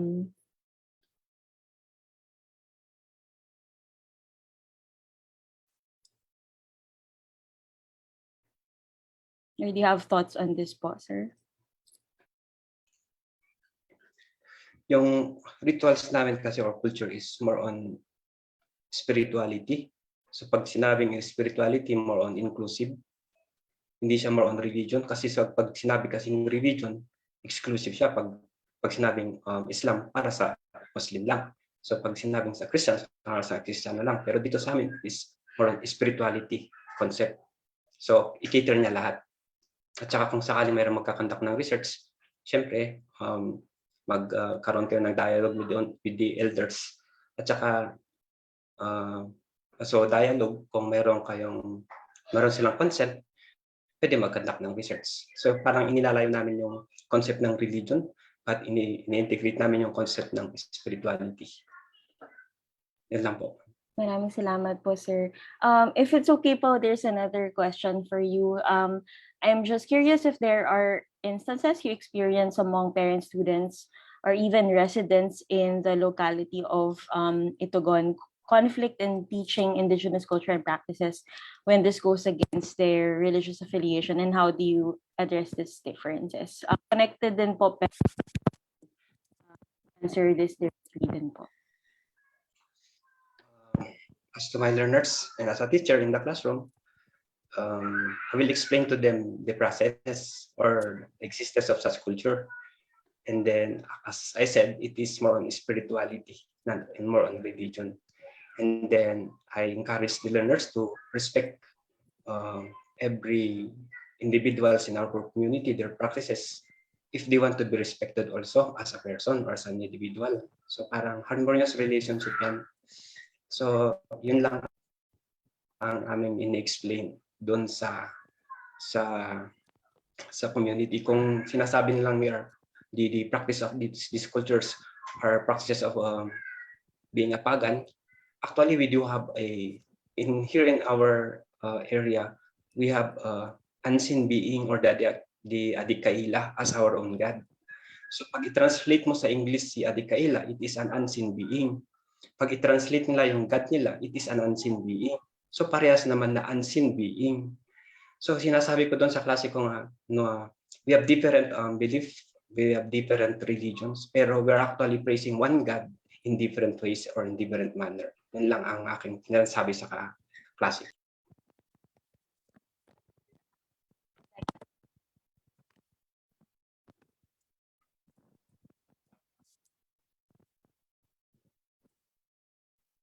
Ma'am? Is it okay to Yes, also ma'am. share? Again, thank you to Sir Edgar for showing us what it's like at the local level. Ano po? And again, we see here, buti na lang po kina Sir Edgar, it looks like the community has been going through their own reflection and meaning-making processes so that even if perhaps they have different religions, baka posibleng iba-iba ang religious affiliations sila or churches, let's say, they still come together with that understanding that when it comes to the cultural dimension, they still are able to come together. Ano po? And that's what I meant po na communities need to revitalize their meaning-making and communal reflection processes. Kasi yun nga po, sa daloy ng kasaysayan, so many things have come in na hindi minsan nagkakaoras ang pamayanan to come together and make sense of what is happening. Now, we encounter the same question in our trainings. In fact, when I started off in my earlier years with the IPED office, and one of my tasks was to be part of the team providing trainings for our teachers and school heads, ang mas ina-expect ko po noon na magiging barrier is about curriculum, maraming trabaho, etc., etc. But in the very first batch which we trained, of course, may issues about lesson plans and all of that. Pero ang isang lumabas po talaga, may nagtaas talaga ng kamay at ang sabi niya, bumabangga po yan sa aking paniniwala. Parang mahihirapan ako mag-implement ng IPN. Parang ganon. And, you know, it hit me. It hit me that, yun nga, there is this dimension really that we need to contend with. I mean, and unfortunately, it is not in the arena of education per se. I mean, you know, we cannot go into theological discussions, but we do in a way, but in a way that is possible within basic ed, within a basic ed training. But just to share, because there were several questions I think on that also. Katulad ng sabi ni Sir Edgar, ang aming pinapaabot sa ating mga teachers and school heads ay ang hinihingi sa atin ng departamento ay maging respectful ba sa iba't ibang paniniwala. Kung may Muslim learner tayo sa class, di ba? Kung may Muslim learner tayo sa class na iba ang kanyang paniniwala, di ba? Magsasabi ba tayo ng masama ang dalawang asawa or masama ang tatlong asawa? In their religious practice, that for them is, di ba? That is, so parang pwede po kaya na yung same respect that we can give to other faith expressions or belief systems, maibigay din natin. Now, there is a painful dimension to this, and this is sometimes a part of IPED that can really get personal. And yun nga, ako naiyak na naman ako kasi I shared this actually in another venue. First, for IPs themselves, they may have gone through the experience where in their own families, they may have even gone to the extent of cutting off ties years back because of this issue of faith. And it's a painful experience. Now, here you are now you are confronted with the IPED program, you're a teacher or a school head, and it is asking you to reconnect with that dimension of who you are na iba na ang naging turing mo for some time of your life, no? Or minsan na baka tinakbuhan mo pa or iniwan mo, no? So that's what I meant po when I said that in doing IPED, there is really a process. There is the necessity of being conscious of the dimension of healing and reconciliation. Kasi hindi po ito conceptual. This is not conceptual. This is both personal, communal, and it's critical to have that venue for reflection and meaning making para mangyari po yung proseso ng healing and reconciliation, which can be within you, with your family, with your community, with other faiths, something like that. This sharing also came out at the other weekend. The Archdiocese of Manila called for a discussion on Philippine culture and participation, something to that effect. Anyway, this point I also shared with them. Na, alam niyo po, you want to listen to IPED, I'd like to share with you that this is one dimension that sana kailangang simbahan ang makaambag dito. Kasi ang mga ganitong usapin, we can only do so much within the ambit of, let's say, DepEd. But these matters are matters that sana ay maging point of reflection din in the arena of faith life. And so the challenge for, let's say, the Catholic Church, ano bang pwede niyang maambag sa ganitong mga usapin? And I think it's the same for other churches as well. So at the basic, it is a call for teachers, DepEd personnel for that matter, na yun nga, maging respectful tayo. I find it sad sometimes that it is easier to imagine that respectfulness with Muslims as compared to, let's say, to IPs. Kasi nga, ang IP na label as pagan. Ang mga ganong labels. So, crucial po yung panawagan ng pagrespeto na kinakailangan, and at the same time for IPs themselves who are going through this pain to also allow themselves to reflect and reconnect so that together we can make meaning of this historical pain that is still there. Thank you. Maraming salamat po, Ma'am Lori. We hear your call for respect, and that's very important. And also, thank you for the reminder that healing and reconciliation are not concepts. And the personal ways of experiencing that need for healing and reconciliation are not always captured in our frameworks and our policies. So thank you po, Sir Edgar and Ma'am Lori for your points on that question. We'd like to remind everyone, before we continue the Q&A, to kindly fill out the evaluation form, especially if you would be needing a certificate for today's session. Also, please allow us about 2 weeks to get back to you on the certificates because of the large volume of participants in our lecture series. So thank you for your support. Also, at the moment, Ma'am Matet Gonzalo is not in the Zoom, but in case she comes in, we'll be sure to ask the questions that you post for her talk. So yung next po that maybe we can tackle, beginning siguro po with Ma'am Lori, because you touched on the question of indicators for IPED. So someone is asking, what methodology or framework can be used to assess IP education in the Philippines that is independent from Western or colonialist perspectives? Ma'am Lori?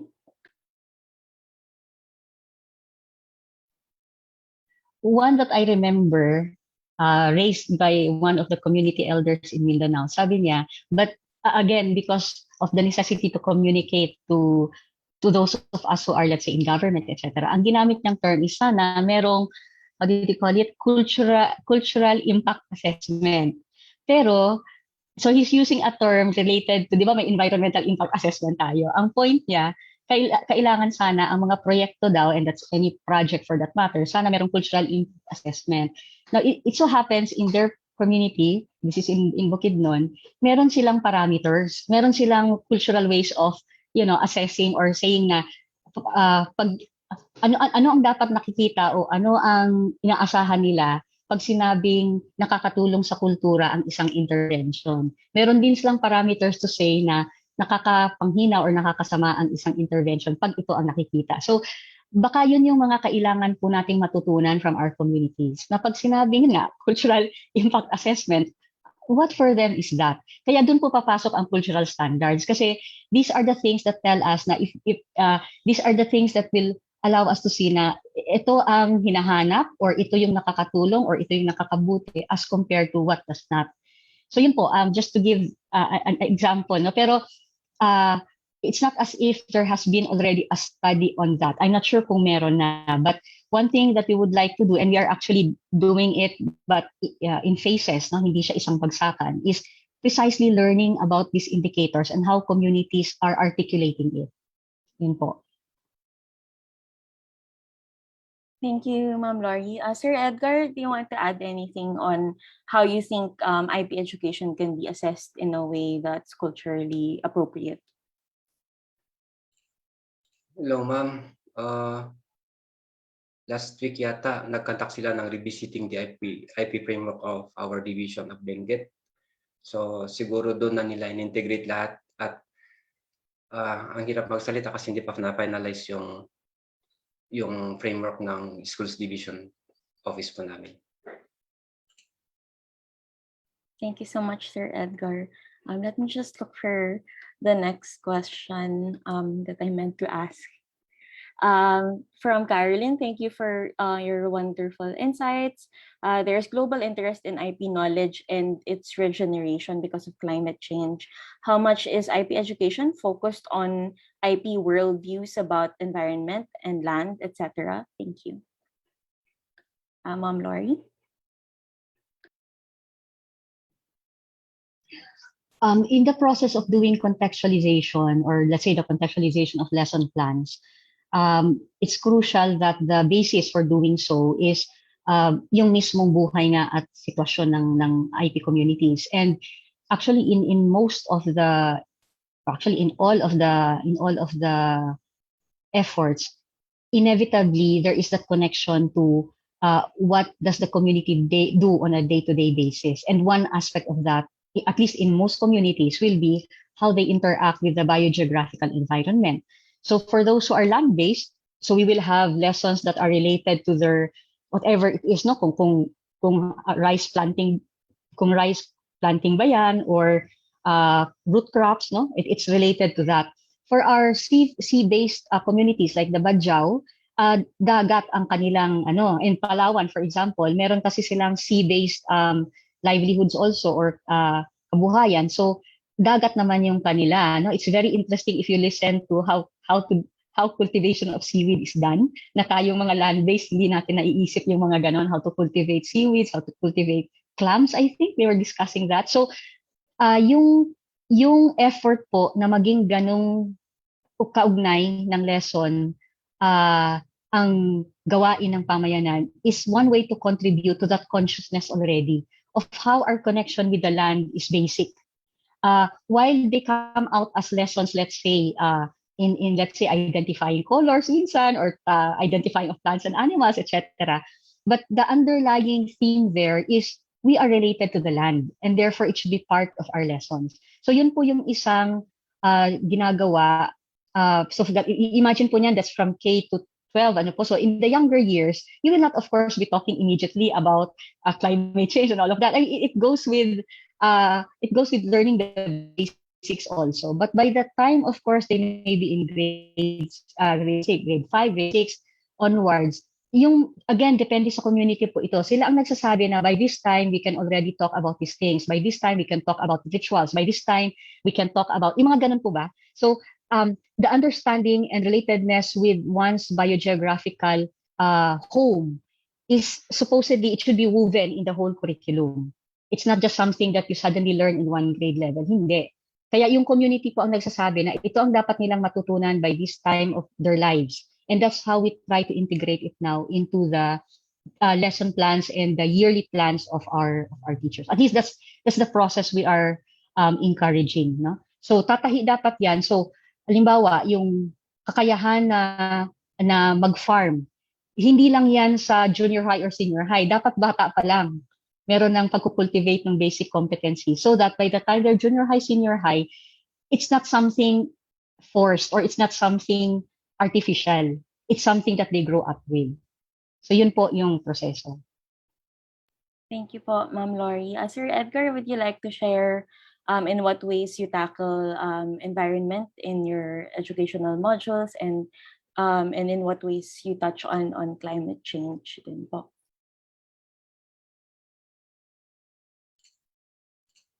Ma'am, nasabi na po ni Ma'am Lori. Pero in particular dito sa amin, we have the Mula Alaga Act for the tree planting in our community. Yun yung mga tangible na project na pwede namin i-share dun sa mga bata. And then the solid waste management program ng Municipality of Itugon. Yun. Ma'am, may I also add? Yes. Kung okay lang. Yes. Actually, yung binanggit po ni Sir Edgar, yung kanilang framework, yung Sir Edgar, how did you call it? The Balitok? That's already, yes, that already reflects parang that already shows how a community is articulating themselves from their perspective. So, yung mga ganun po ba na pamamaraan, ang laki ng tulong po niya so that the learners get to get that sensibility of how, for example, their community in Itogon, ano ba ang relationship sa gold? Ano ba ang relationship sa, yung mga ganun po ba sa mountain? Because it's a different sensibility if you have that. So, it's not necessarily the lesson yet, but part of school governance na nakikita po natin paano inuugnay ang iba't ibang aspeto ng buhay ng paaralan sa cultural community context. Thank you, Ma'am Lori. There was an earlier question from Sir Adrian from PCW. What is the status of institutionalizing comprehensive anti-discrimination and relevant policies in the DepEd, CHED, SUCs, and public-private schools? Ma'am? There is an ongoing effort, I think, in the lower house to come up with a bill, actually, on a comprehensive bill on anti-discrimination, and DepEd is actively participating in that. But of course, even, let's say, kahit wala po itong bill na ito, we do have several policies in DepEd that are promoting respect for diversity, respect for diversity, and then processes that that move for the respect of children's rights or human rights for that matter. And these policies are in different forms. So for example, meron sa schools, merong child-friendly, parang may way of assessing your school if it's child-friendly, kasama na doon yung usapin ng discrimination. Meron din tayong policies, let's say for our personnel, meron din dyan on non-discrimination. Now focusing on IPs, yung isang nabanggit kong policy po kanina, yung DO 51 series of 2014 regarding the what are the considerations when we are using or handling cultural materials or artifacts. Isa po yun sa ina-advocate, especially in IPED implementation or even in, kahit hindi nga po sa IPED lang because whether we like it or not, the use of artifacts tends to be there. So for example, the cloth, no? Nagagamit siya as decoration. Mga ganyan ba na teka muna, bago mangyari yan, ano ba dapat yung consideration? So, it's an ongoing advocacy within the department na itong mga bagay na to, dapat inuunawa sana natin. We just do not take things for granted and we just do not use symbols, objects, artifacts according to our own way of wanting to use them. I mean, let's take time to understand their history, their meanings, etc. So, we have that, we have those types of efforts also in terms of policy, and then it is being implemented. Well, we're doing our best to implement it, of course, in practice. Yung pagkakaroon din ng curriculum framework is one way to promote that sensitivity to indigenous cultural communities, cultures. So yun po yung ilang mga sinasagawa. But since in a way the question kasi was yung comprehensive anti-discrimination efforts, we are actively participating in in the finalization of that bill in the lower house. Thank you so much for that, Ma'am Lori. There's also a request for a comment on the controversies about the drawings of IPs in DepEd learning materials. And they're asking if these materials were processed in the FPIC of NCIP, and any thoughts on addressing this matter, ma'am? Yes. So we are what we have seen in media, for example, I remember last year, no, this was a major issue also in the Cordillera. Meron po kasi tayong two sources of materials. One would be those who are the private publishers. Tapos meron din, of course, tayo yung within the department. This can come in the form of activity sheets, modules, mga support materials for our learners. The limitation of DepEd when it comes to the private publishers is we do not have a mechanism where we also do quality assurance of their materials unless they are involved in efforts undertaken by the department. Pero kung sila at sila lang, they have their own, DepEd does not have that regulatory mechanism. The most that DepEd can do is to call their attention once complaints are reach the department. So that's one area. Actually, I think in CAR, the RDC was saying that perhaps there should be a mechanism nga para nakokorek yung mga private publishers. Now, within the department, there is because of this move now to come up with more localized materials, one of the processes that the department is refining and has established, of course, we continue refining that, meron pong quality assurance of learning material. So let's say the material is produced at the school level, and it is to be distributed even to other schools. It has to go through the quality assurance at the division level. If the material is to extend, let's say, to other divisions in the region, kailangan dumaan din siya ng quality assurance at the regional level. So may ganong levels of quality assurance po na ginagawa. And these are and if you look at the whole quality assurance process, actually, it starts even from the making of the material.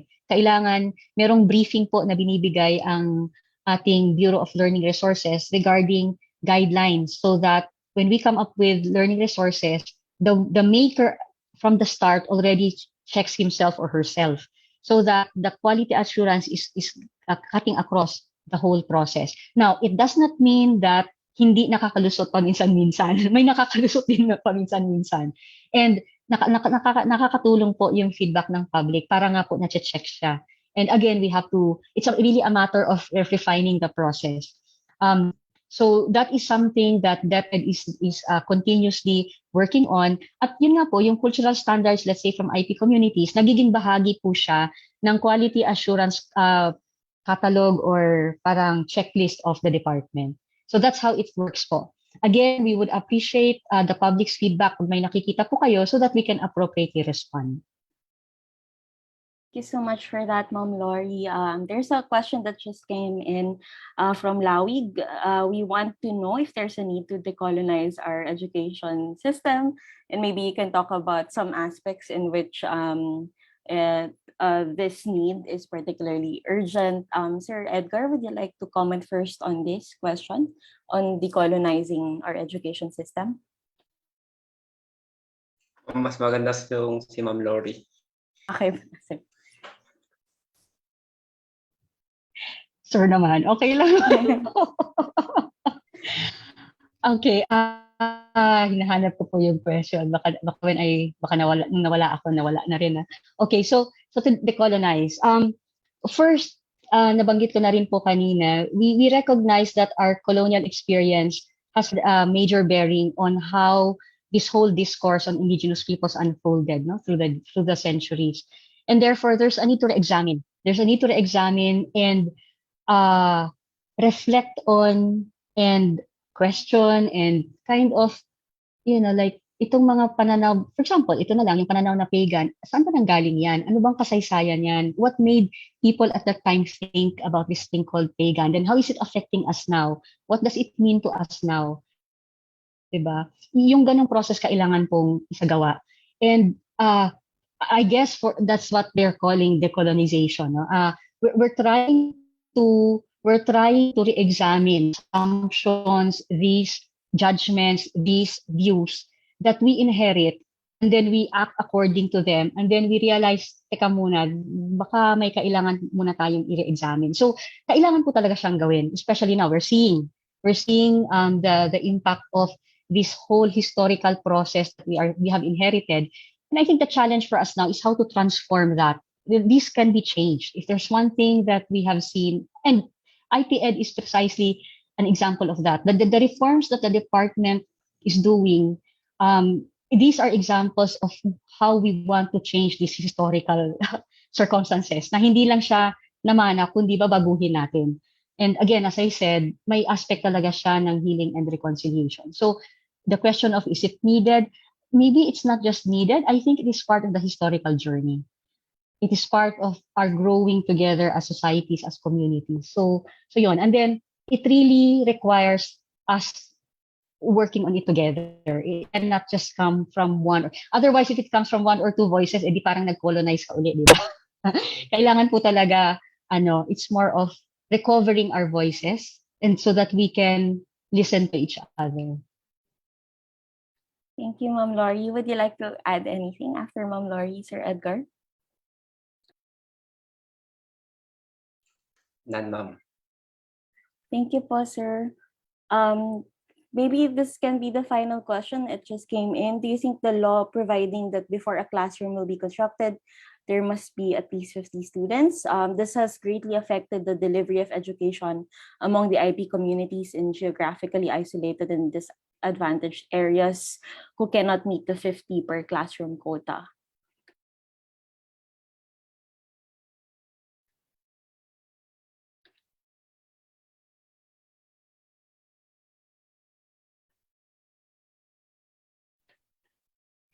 Sorry. I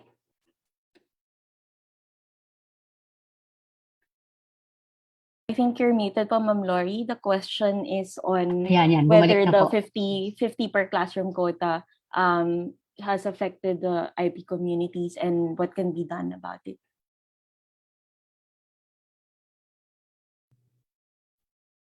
Sorry. I'm trying to recall. Is this the classroom? This might be the classroom student ratio. Yes po. Na yung 1:50. So the question is, has it affected IP communities? I think this person, sorry po, I think this person is sharing that this has affected the delivery of education, and whether this should be revisited po. All right. I know of two ways by which the the classroom student ratio affects IP communities. One, for cost-effective measures, and this is not only, I think, in DepEd, it has something to do with budgeting and all of that. Yung one classroom is to 50 learners is supposedly, to make it cost-effective. But we know that there are communities where you will not reach 50 learners or in one class, let's say in one grade. And therefore, even before, the department implemented yung multi-grade education so that you can have maybe two grade levels together. Di ba minsan 10 lang yung isang klase tapos 5 lang or another 10, so they're together, and that helps to respond to this issue of being cost effective. So yung multi-grade system, that's one response of the department. But at the same time, we are in the more recent years, and in a way because of the IPED program also, but not just because of IPED, there's this growing awareness that there are really communities in the country where the population is not viable, yung 1:50. So pinag-iisipan na po ngayon yung iba't ibang paraan para ma-address yung ganong context na baka naman the classroom does not have to be the usual classroom, no? I mean, things like that. So that's one dimension. The other dimension is the issue of 50 being too many naman, di ba? Na sana mabawasan naman siya. Kasi to have too many learners is not also sometimes effective. So ito naman po, meron tayong ibang interventions dito, like some have used the in-school, out-school system so that hindi congested ang ating mga schools. But I have a sense that perhaps the question is coming more from the context of areas where you do not meet the population. Kasi nabanggit na in geographically isolated areas, right? So in such cases nga po, we are looking at the multi-grade delivery as one way. And then more recently, we are now looking at how the term, we have a term for that parang ginagawa po nating mas context responsive ang policies. So that maybe we don't have to, maybe in some areas, hindi kailangan yung, meron din po kasing tinatawag na teacher-student ratio Para bang, in some areas, that does not apply. Other areas, it will apply. Ito na po yung nabanggit ko kanina na we are moving towards diversified policies. You have a common concern, but the policy will be implemented in appropriate ways depende sa context. And then I'm seeing now okay. So yun po. Thank you so much, Ma'am Laurie. Perhaps as a final question to both our speakers, unless Ma'am Matet is in the room, but maybe as a final word, you can share with us where you would like IP education to go, what changes would you like to see in the coming years.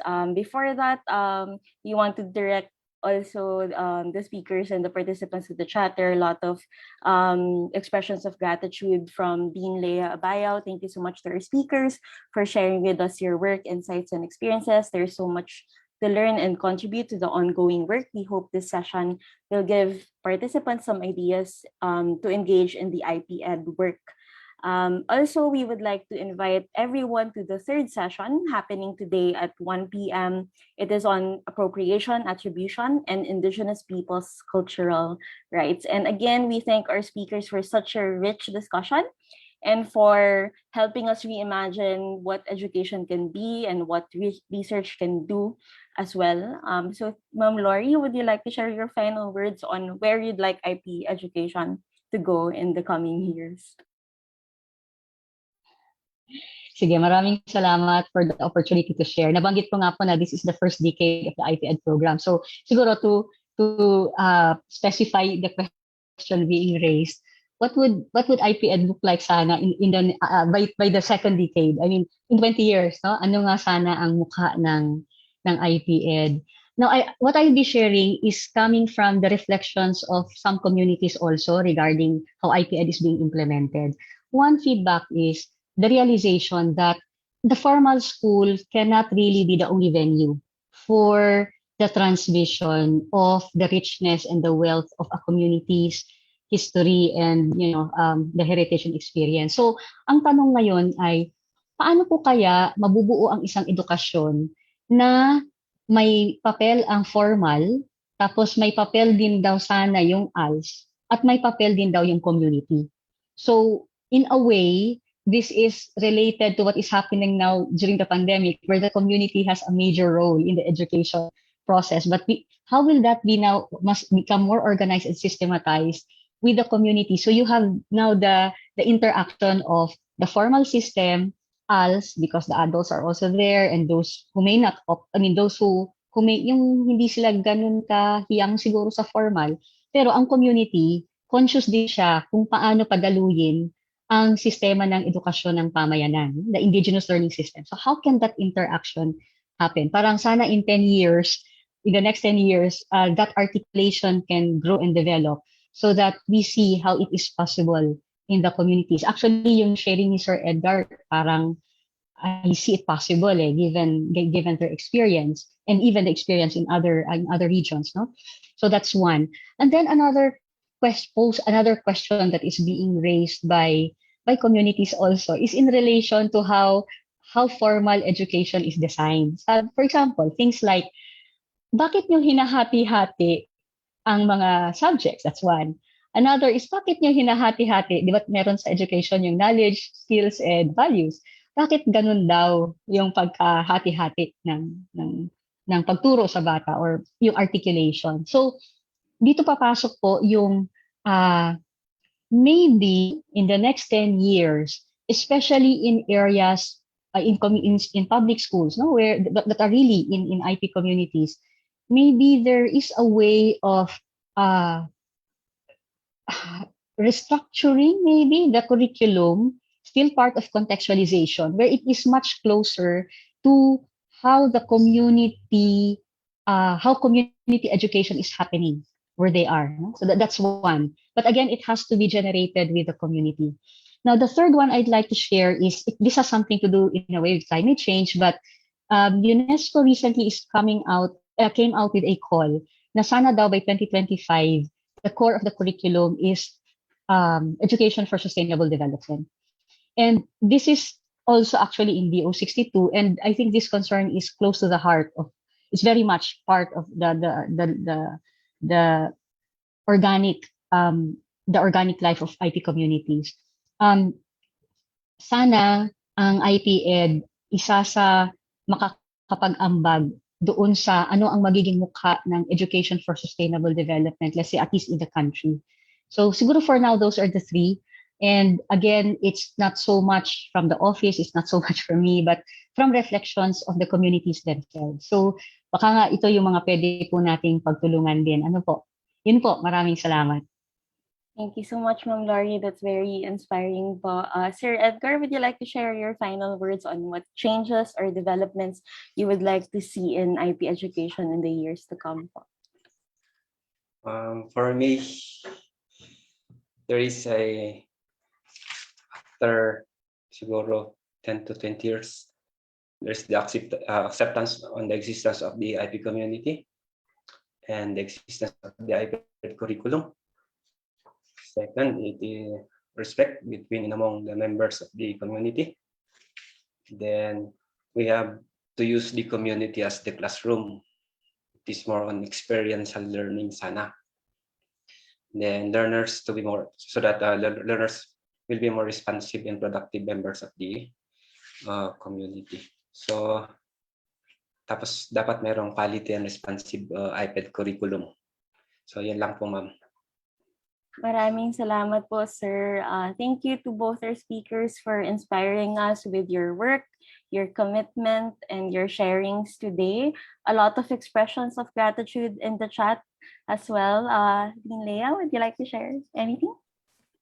I'm fine. We can, the rest, if you are comfortable for a photo meditation, you can do that. We can do that. Only if people are comfortable. Thank you, everyone. Thank you to our speakers and participants.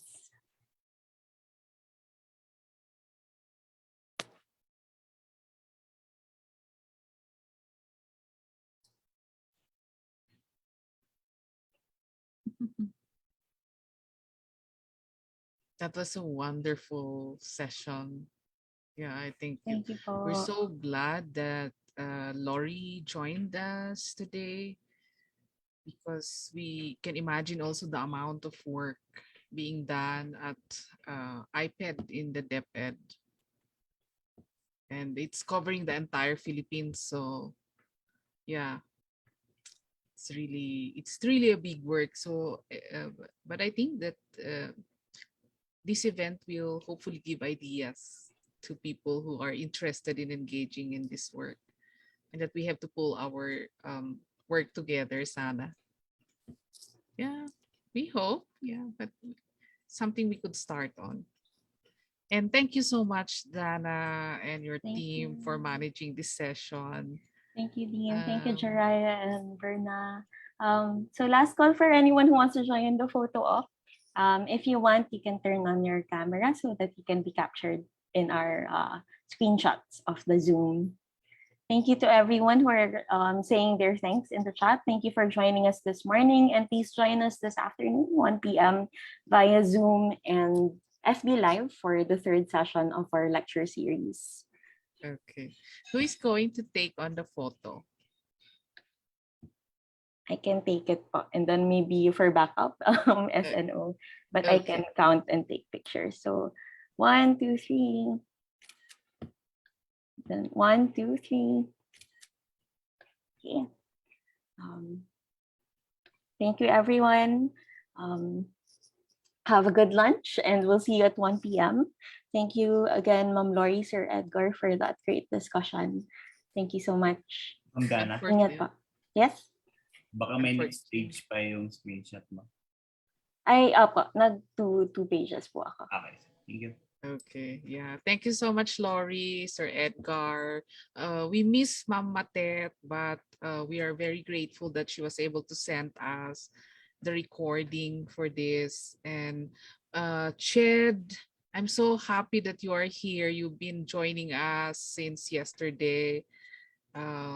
She's been active also in our publications work, si Ched Arsadon. So many people here, we hope we can gather you all and get insights from the IPED work sana. Sana pagtulungan natin ito.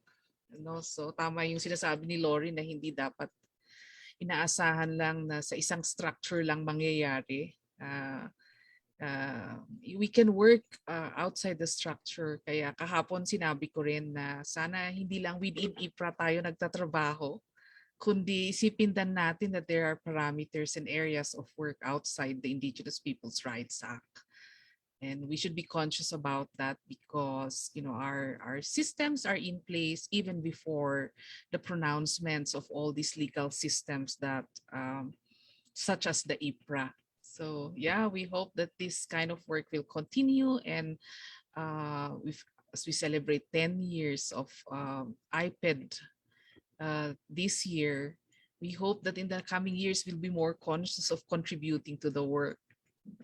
So yung mga initiatives like sina Sir Edgar and all, they start with those and just improve as you practice, as you implement yung mga ganyan. So maraming salamat everyone. Thank you so much to our moderators and our tech team from the SNO of UP Baguio. Thank you so much. And hope to see you again in the next session. Thank you, SNO. Thank you, everyone. See you. Maraming salamat po. Ayan yung next session natin. Okay, thank you so much.